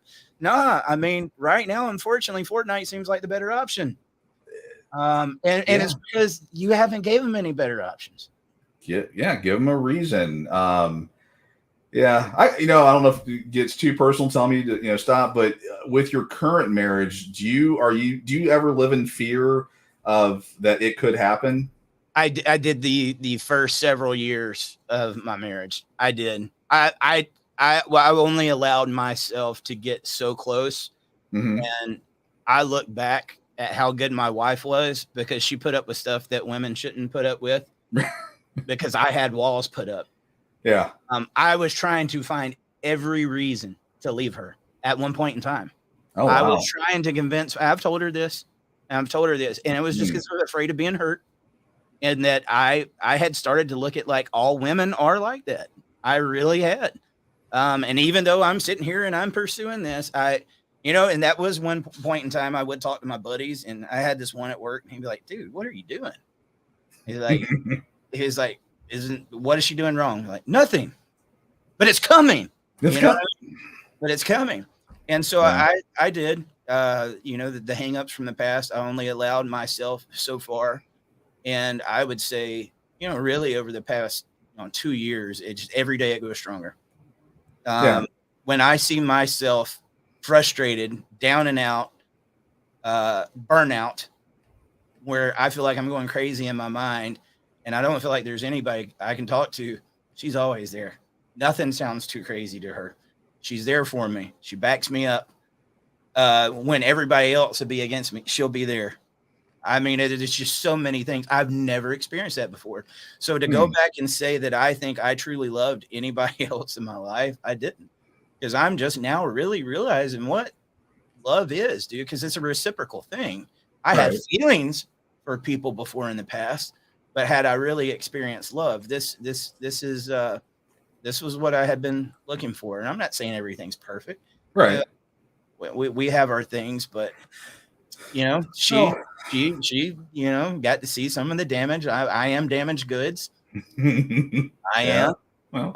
But call me crazy. The feelings that I used to have, what are they doing? Who are they with? What are they doing on their cell phone? Constantly feeling like I was having to be Sherlock Holmes. I've never had that, dude. Yeah, okay. And I didn't realize just how you need that in order to somebody. That is a must. And I tell you, if you're that guy that is laying in bed and seeing her on the cell phone and you're curious, what is she doing? Who's she with? Like, is she doing this? You feel like you've got to be an investigator or something. You are in the wrong relationship, guys. Yes, get out. There is no use. There is a reason that you're having those red flags. And I know people can be paranoid, even though that I said, I was trying to find the reasons to get out and stuff. I never found them. Yeah. I never found him, and I was trying. If you're in that where you're constantly in there, that's torture, man. That's not a relationship. Relationship's supposed to build you up. If you don't have trust and you don't have loyalty, you don't have anything. Exactly. I could care less how good they are in bed. I could care less how much money they got or whatever. Right. Trust and loyalty is everything, man. Oh, yes. Yeah. I just don't know. I mean, having the ability to trust 100%, I know it may get misunderstood or whatever, but with what was done to me the first time, because, 30 seconds, I was 36, 37. I had a 100% paid off house. I had financial security out the wazoo. I mean, I was self-made. I grew up poor, nothing, fought my way every step of the way. Nothing was handed to me. Oh, God, I wish. And I had it all taken away from me. And my biggest fear in life is having it all taken away from me again. And the facts is that number is not, it's not 0%. It can never be 0%. It could always happen. I know it's, it's supposed to be like a toxic thing. Like if a relationship's breaking up and that person says they're going to delete themselves and stuff like that. Mm-hmm. I was that guy. Like there was those moments because I didn't want to see my kids go through what they were going through and everything. Right. Dude, if it wasn't for my kids, I wouldn't be here.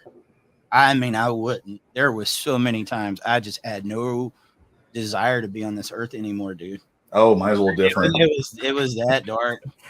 Mine was, if it wasn't for my kids, I would have a much smaller room with a a male partner that, and I would be on a very structured environment. You really do like ding dongs. No, I'd be in the penal system. Oh, that's probably not a nice way to say that either. Mine was if I didn't have kids and responsibility, I'm not the I'm not a deletioner. I will got no problem with it. And I was, dude. I lived with trauma from very young and married at 18 and just kept getting myself back into trauma because it was familiar. And no matter how bad the trauma hurts that I was getting myself through, it was what I knew. Yeah. Well, that'd be a PSA to guys and girls out there. When your kids that you're raising and all the shenanigans that you're doing or not doing, whatever, they're watching and they're this is you're talking to guys that the reality of homes and experiences and how we deal with stuff. I'm passionate. I understand. Like, I realize what I'm passing on to my kids because they saw me, what I went through and from my poor choices. Mm-hmm. What was sad is when all these situations went down, I didn't hang out with friends. I didn't go nowhere. The only people I had to talk to was my kids. And there was times like, you all have those moments like, I shouldn't have done that. Yeah. I shouldn't have done that. But that's what makes us human, guys. That's what makes us human. And I wish I would have had a dad talk to go to back then.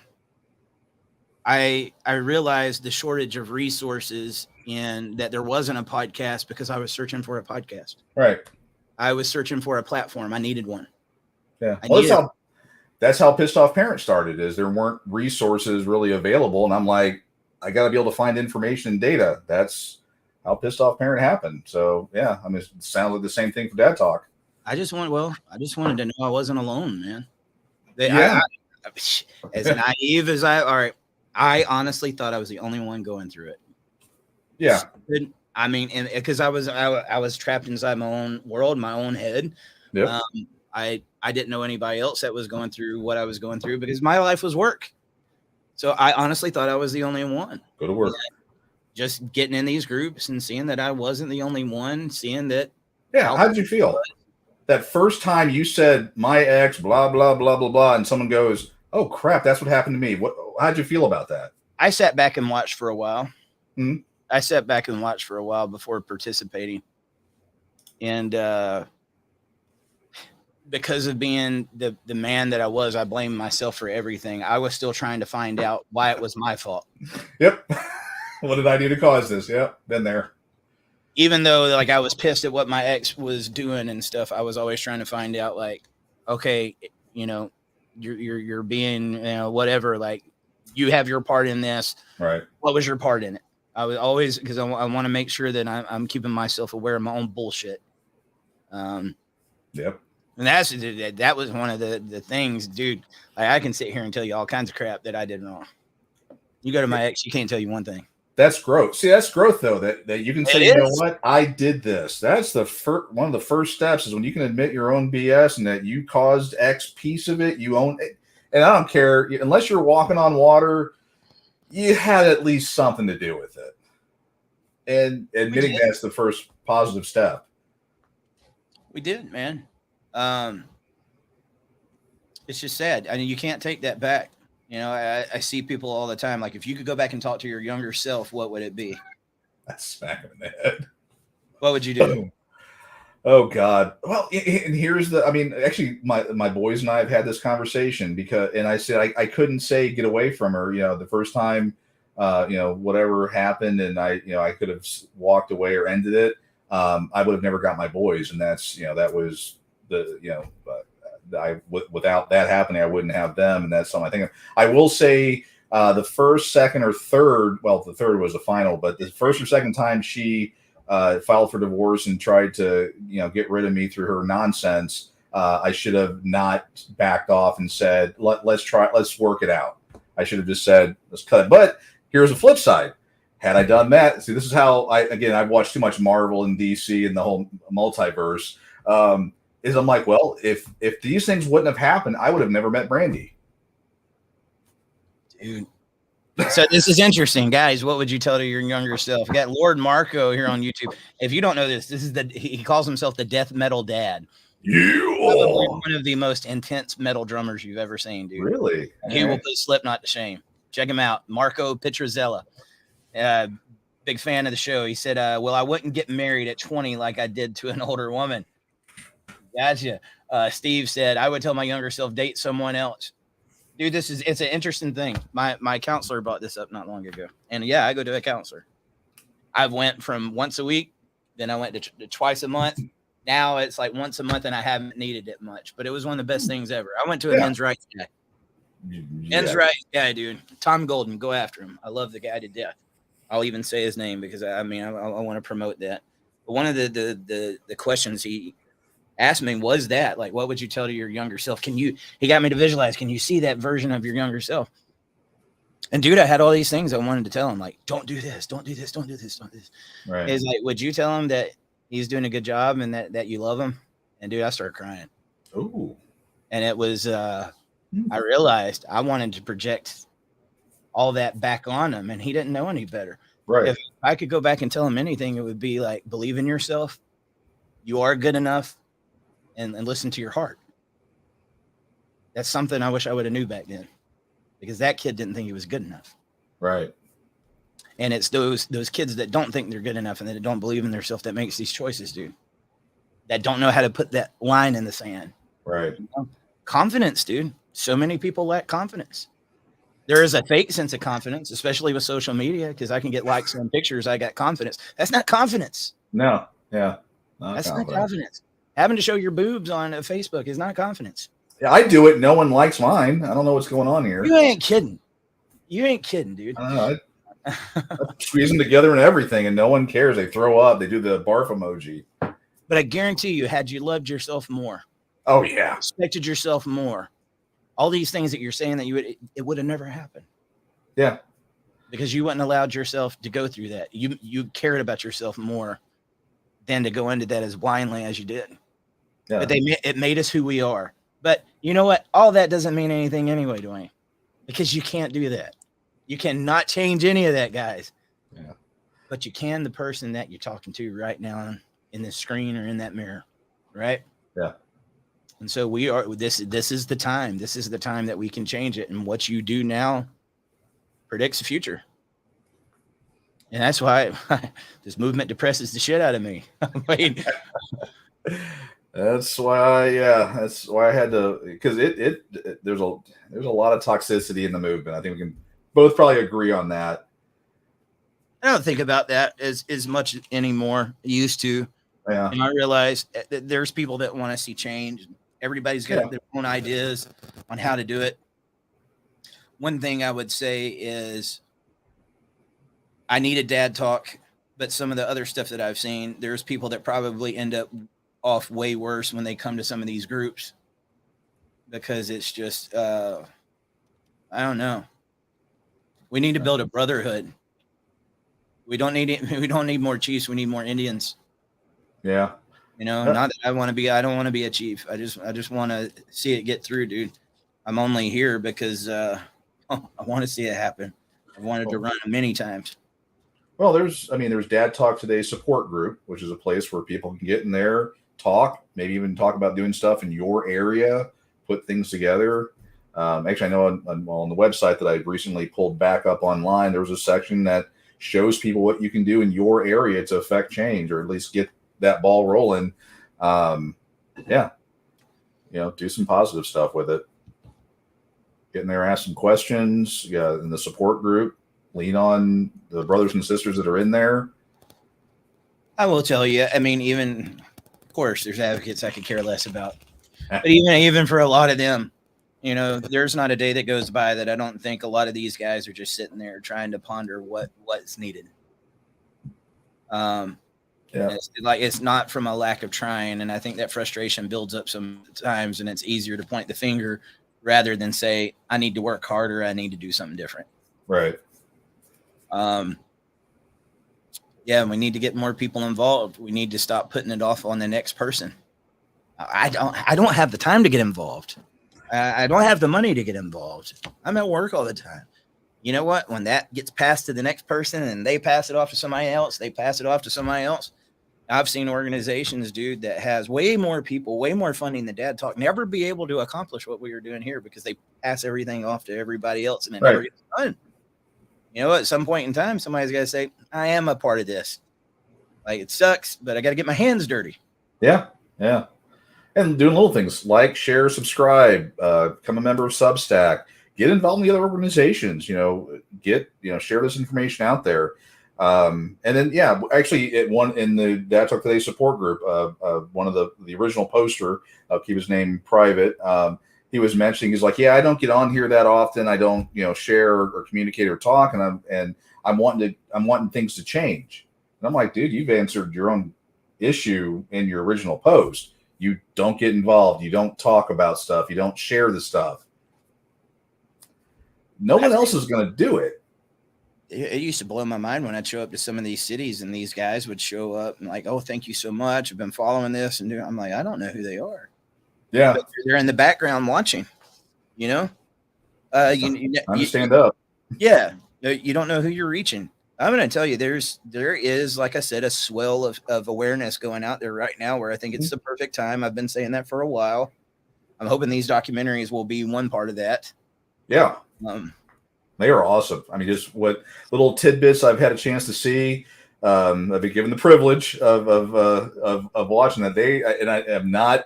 This is not a, kiss Eric's butt, ding dong, whatever.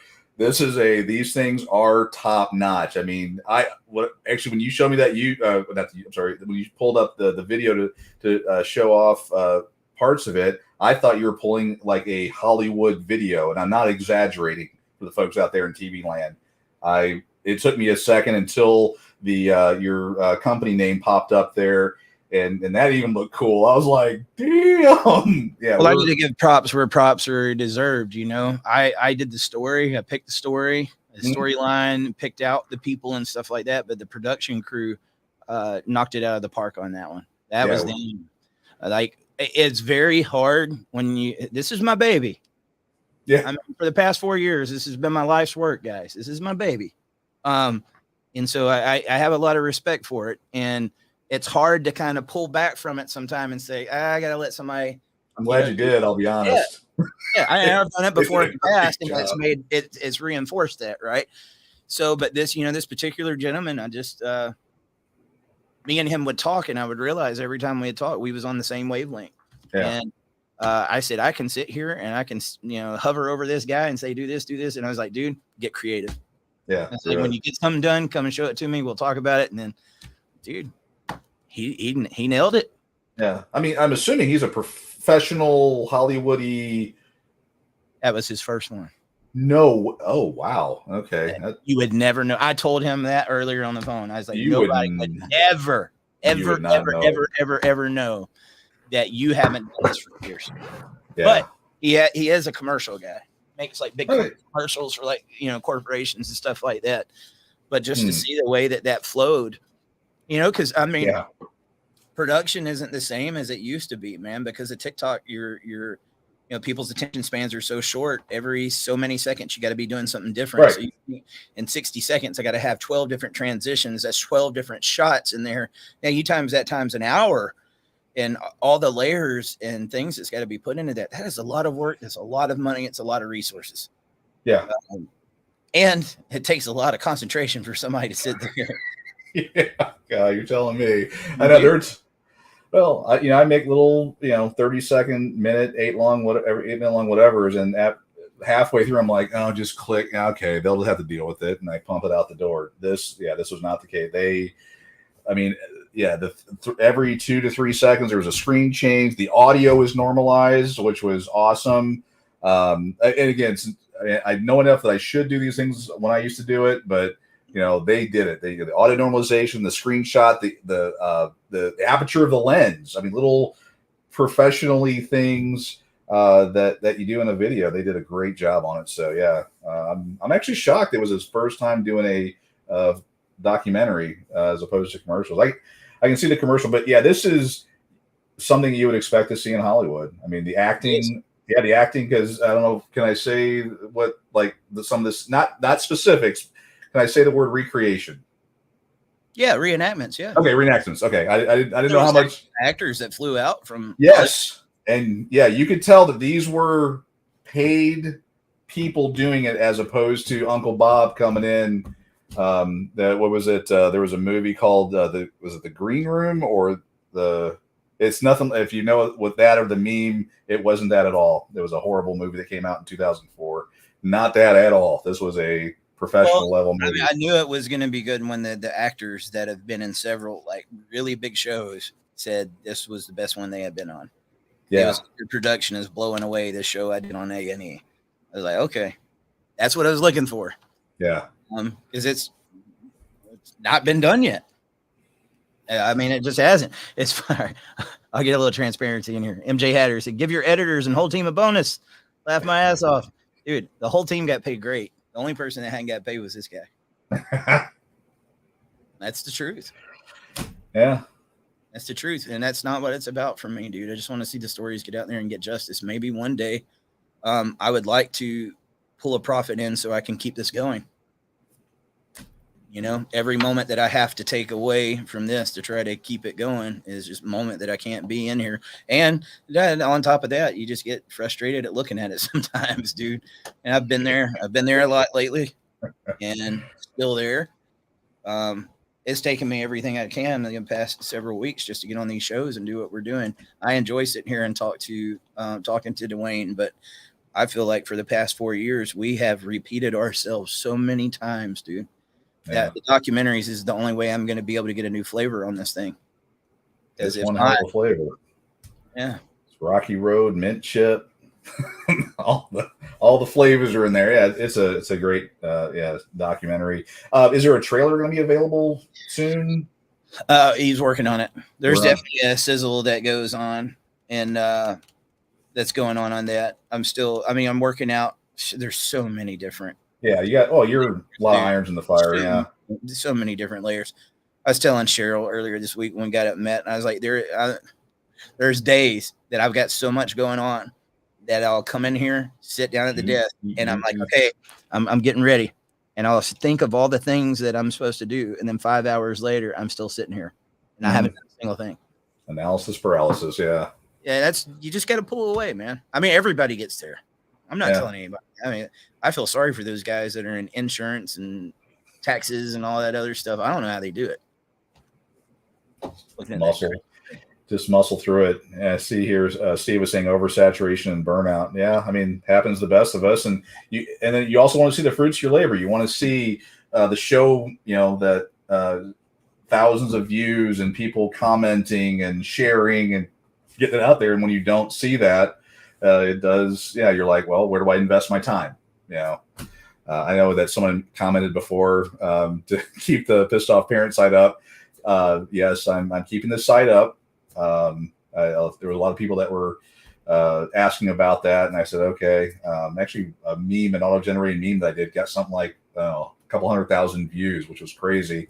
And I'm like, all right, do that. So it's up for now. But yeah, you get burnt out, and it happens to all of us. I mean, you've been burned to midnight oil. You got 20 bazillion projects and all that, and yeah, you're only one guy trying to put your time. And you got other stuff behind the scenes that no one knows about yet. There's probably stuff behind the scenes you don't even know about yet.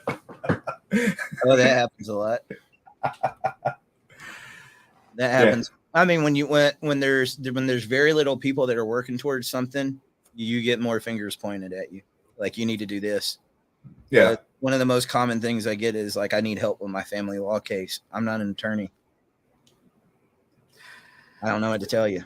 Yeah. I think I saw a comment earlier, like, where Eric, where's your video teaching me how to do pro se? If you go early on in Dad Talk, I did videos all the time about legal strategy and stuff, and I would bring on the experts to do it because I am no expert in it. How are the ratings? All that does is feed the system, dude. Oh, the ratings were decent. Okay. You're getting, free questions answered when the consultation would have cost you $400 to get what Dad Talk was throwing out for free. So I understand the valuableness behind it, but I felt like I was feeding the system. Yeah. Yeah. Well, I would say, just kind of as an aside, for the people that are watching, I mean, Eric is involved in a number of different things. He's helping a lot of people on his own dime.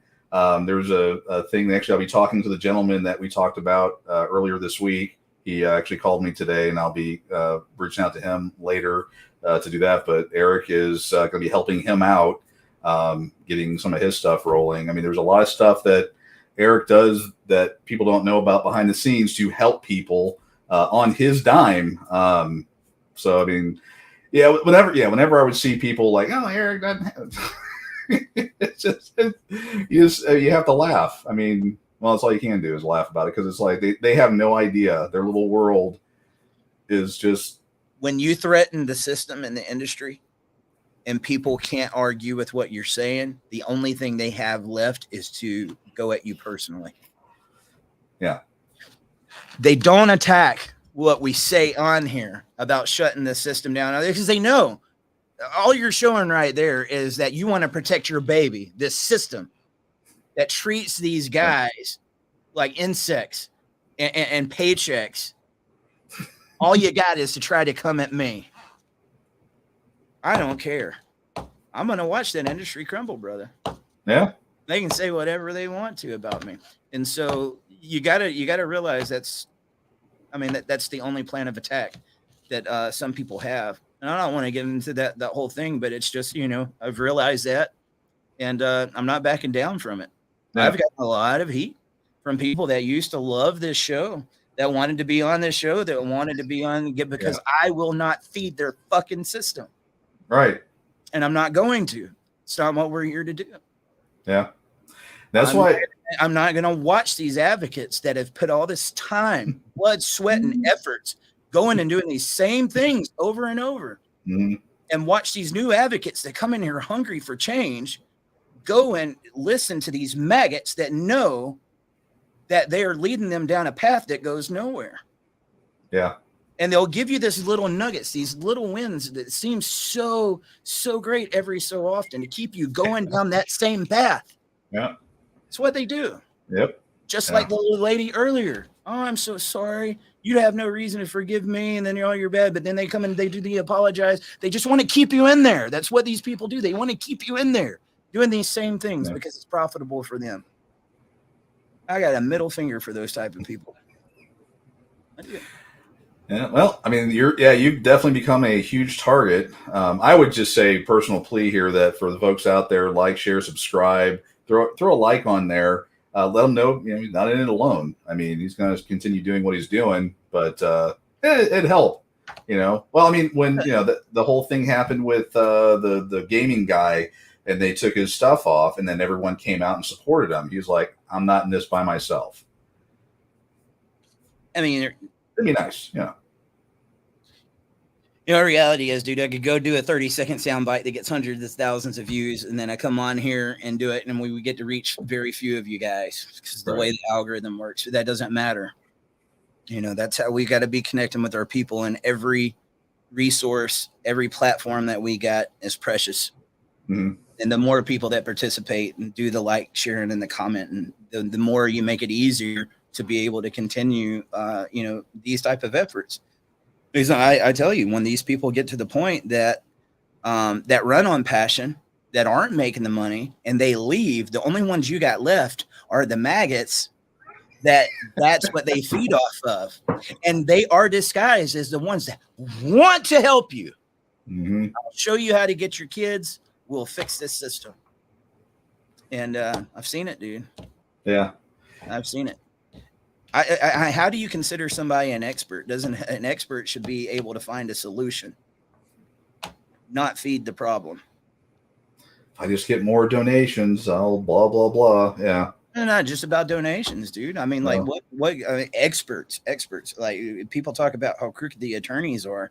How about these people that are going and testifying on these cases that have nothing but a big bill that comes along with it? It does no good in their cases. Yeah.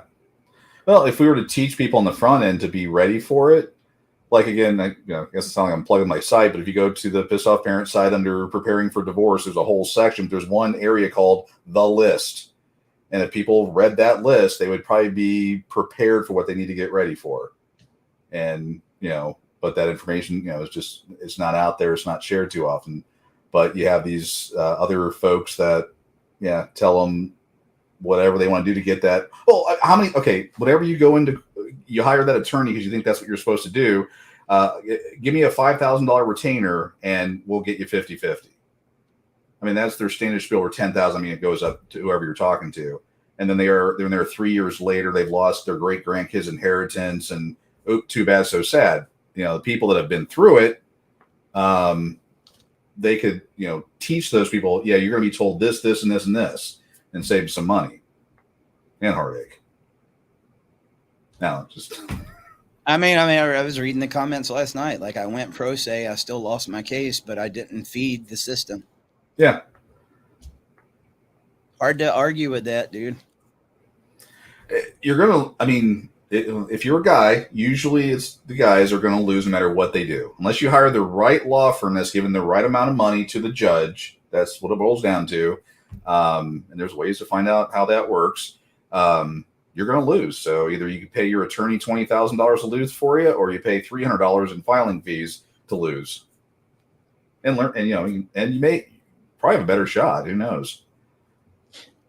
I'm dancing around just trying to say everything but stop going to family court. Yeah, why does that sound like such a bad statement to me? Because some people will they try to. Yeah, you're abandoning your kids.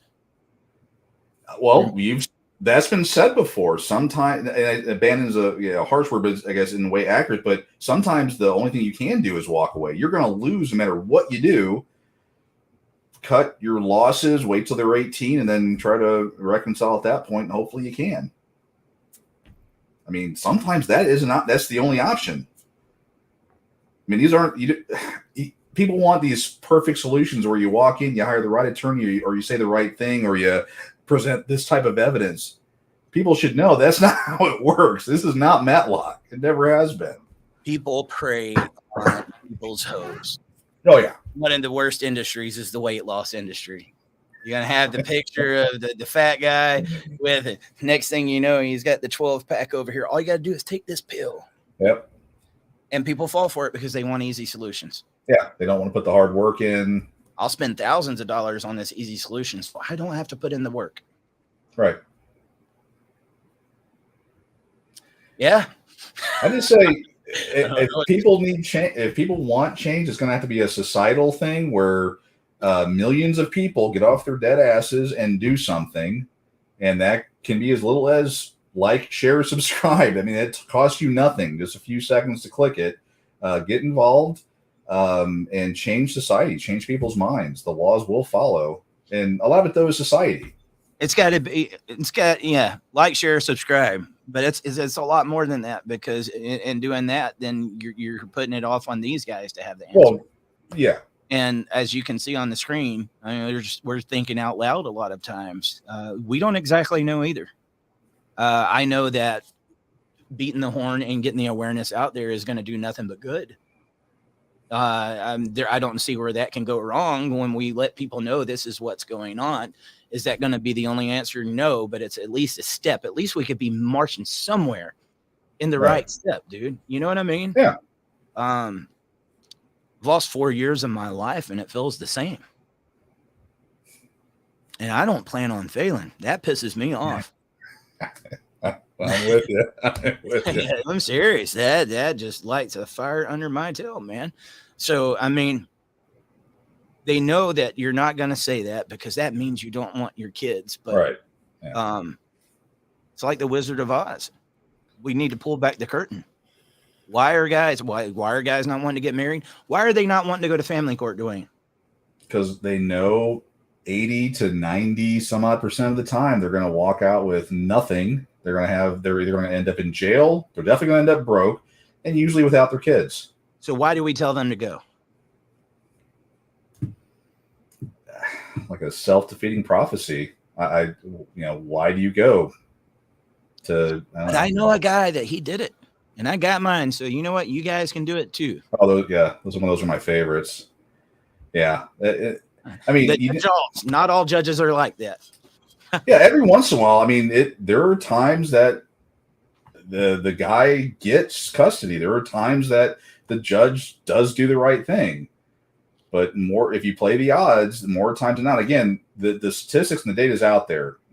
80 plus to 90 plus % of the time, women get primary, men lose over half of their assets that they earn, no matter how that worked out, and they spend years trying to recover from that, and they lose their kids. Should any parent, mother or father, that's good, it's not on drugs, it's not a threat, should any parent have to pay to have rights or time with their kid? Should they? No. Do they? Yes. And it will continue to be that way as long as people play into it. Right.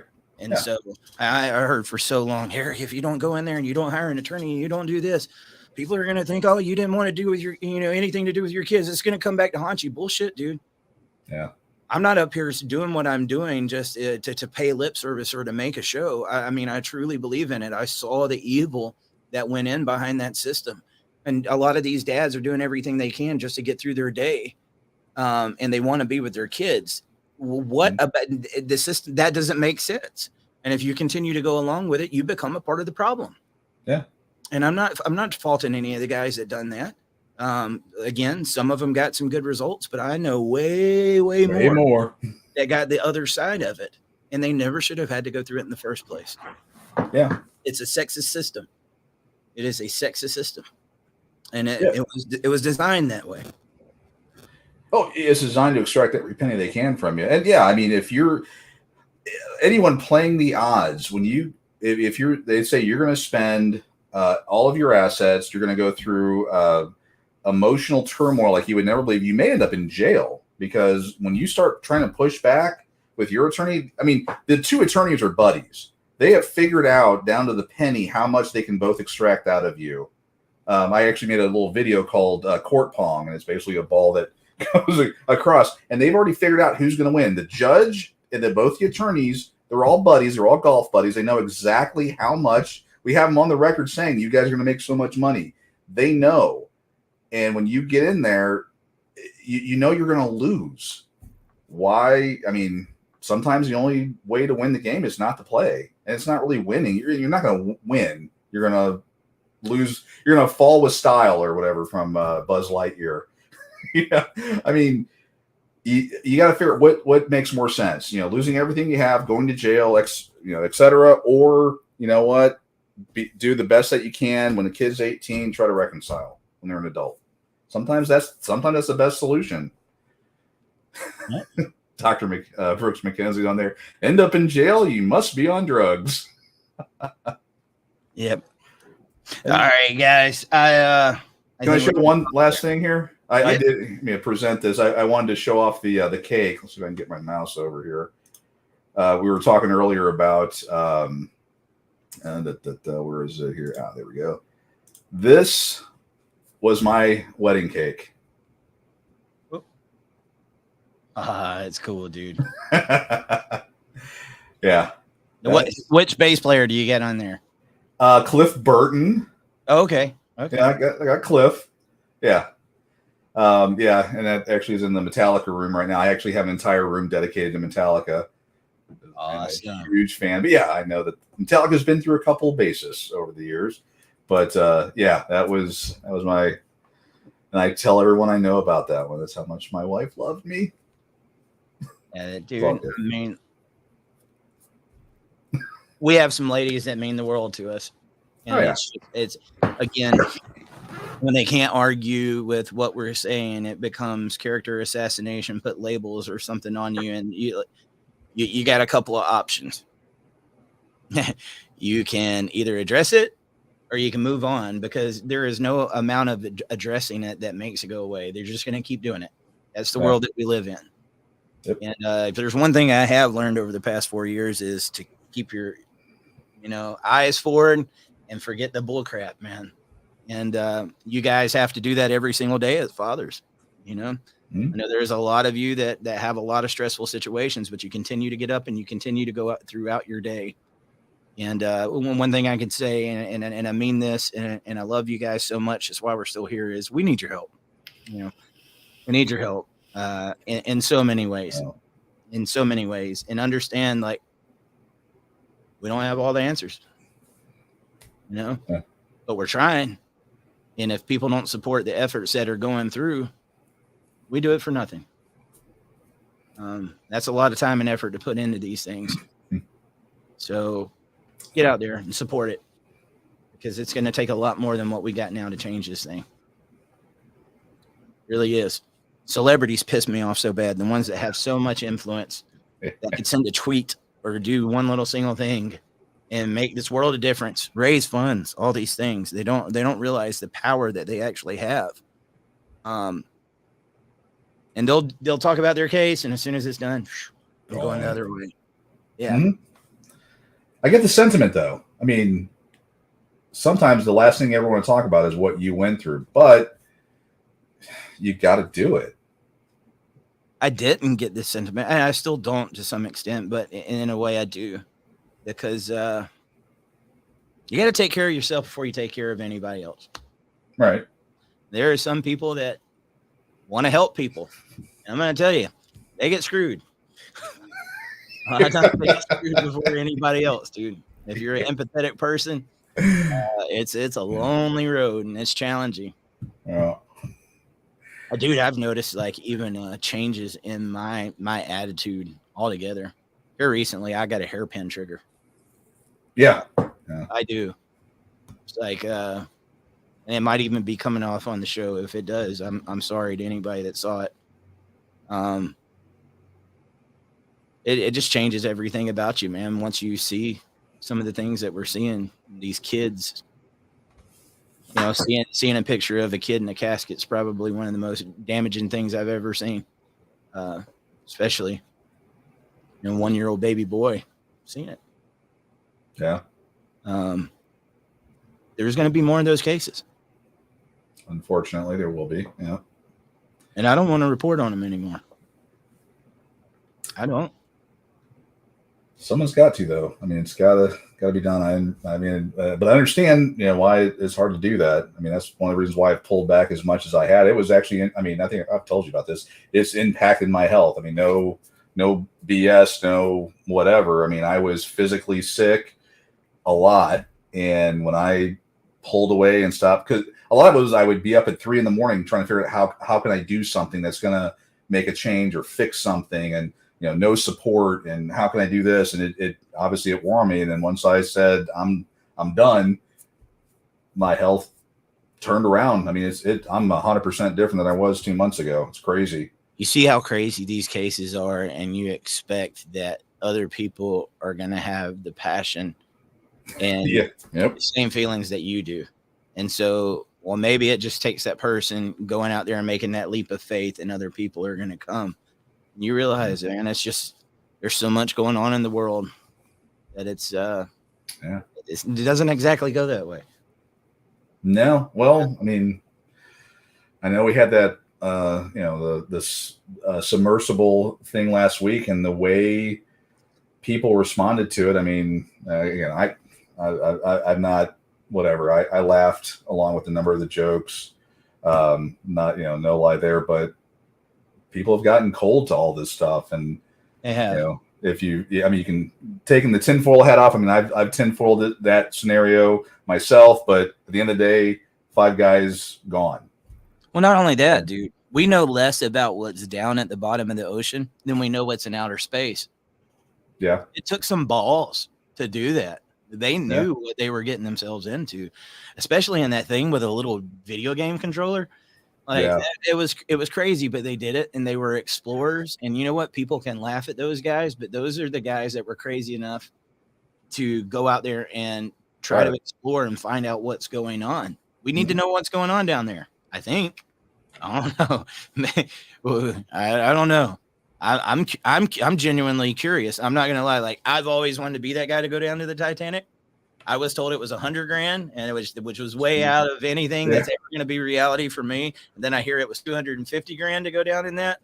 I'll play the VR game. I've done that. Yeah, I'm a huge Titanic freak. I can tell you more useless knowledge about that than you can imagine. But that it was people, and people, when they comment on social media, don't realize the effects that it has on so many people. And it's gave so much power to the rise of feminism as well, because people have so much sympathy for them. They do. They don't have sympathy for fathers. No. Well, this is not an easy topic to talk about. It's not. Well, yeah. People that it usually resonates with is people that are going through it, or grandmas like we had above that's got a son that's going through it. It is one of the hardest topics I've ever seen.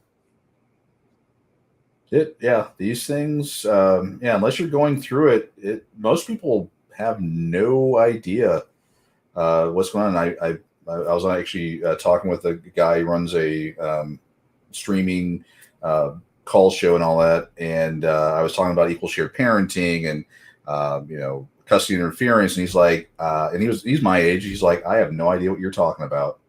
And it kind of clicked. Like, if you're not going through it, you just conceptually have no idea. And then you get people that they're going through so much pain, and then they get a chance to talk to someone, and they just do like crazy word salad at them for 5 minutes straight without inhaling.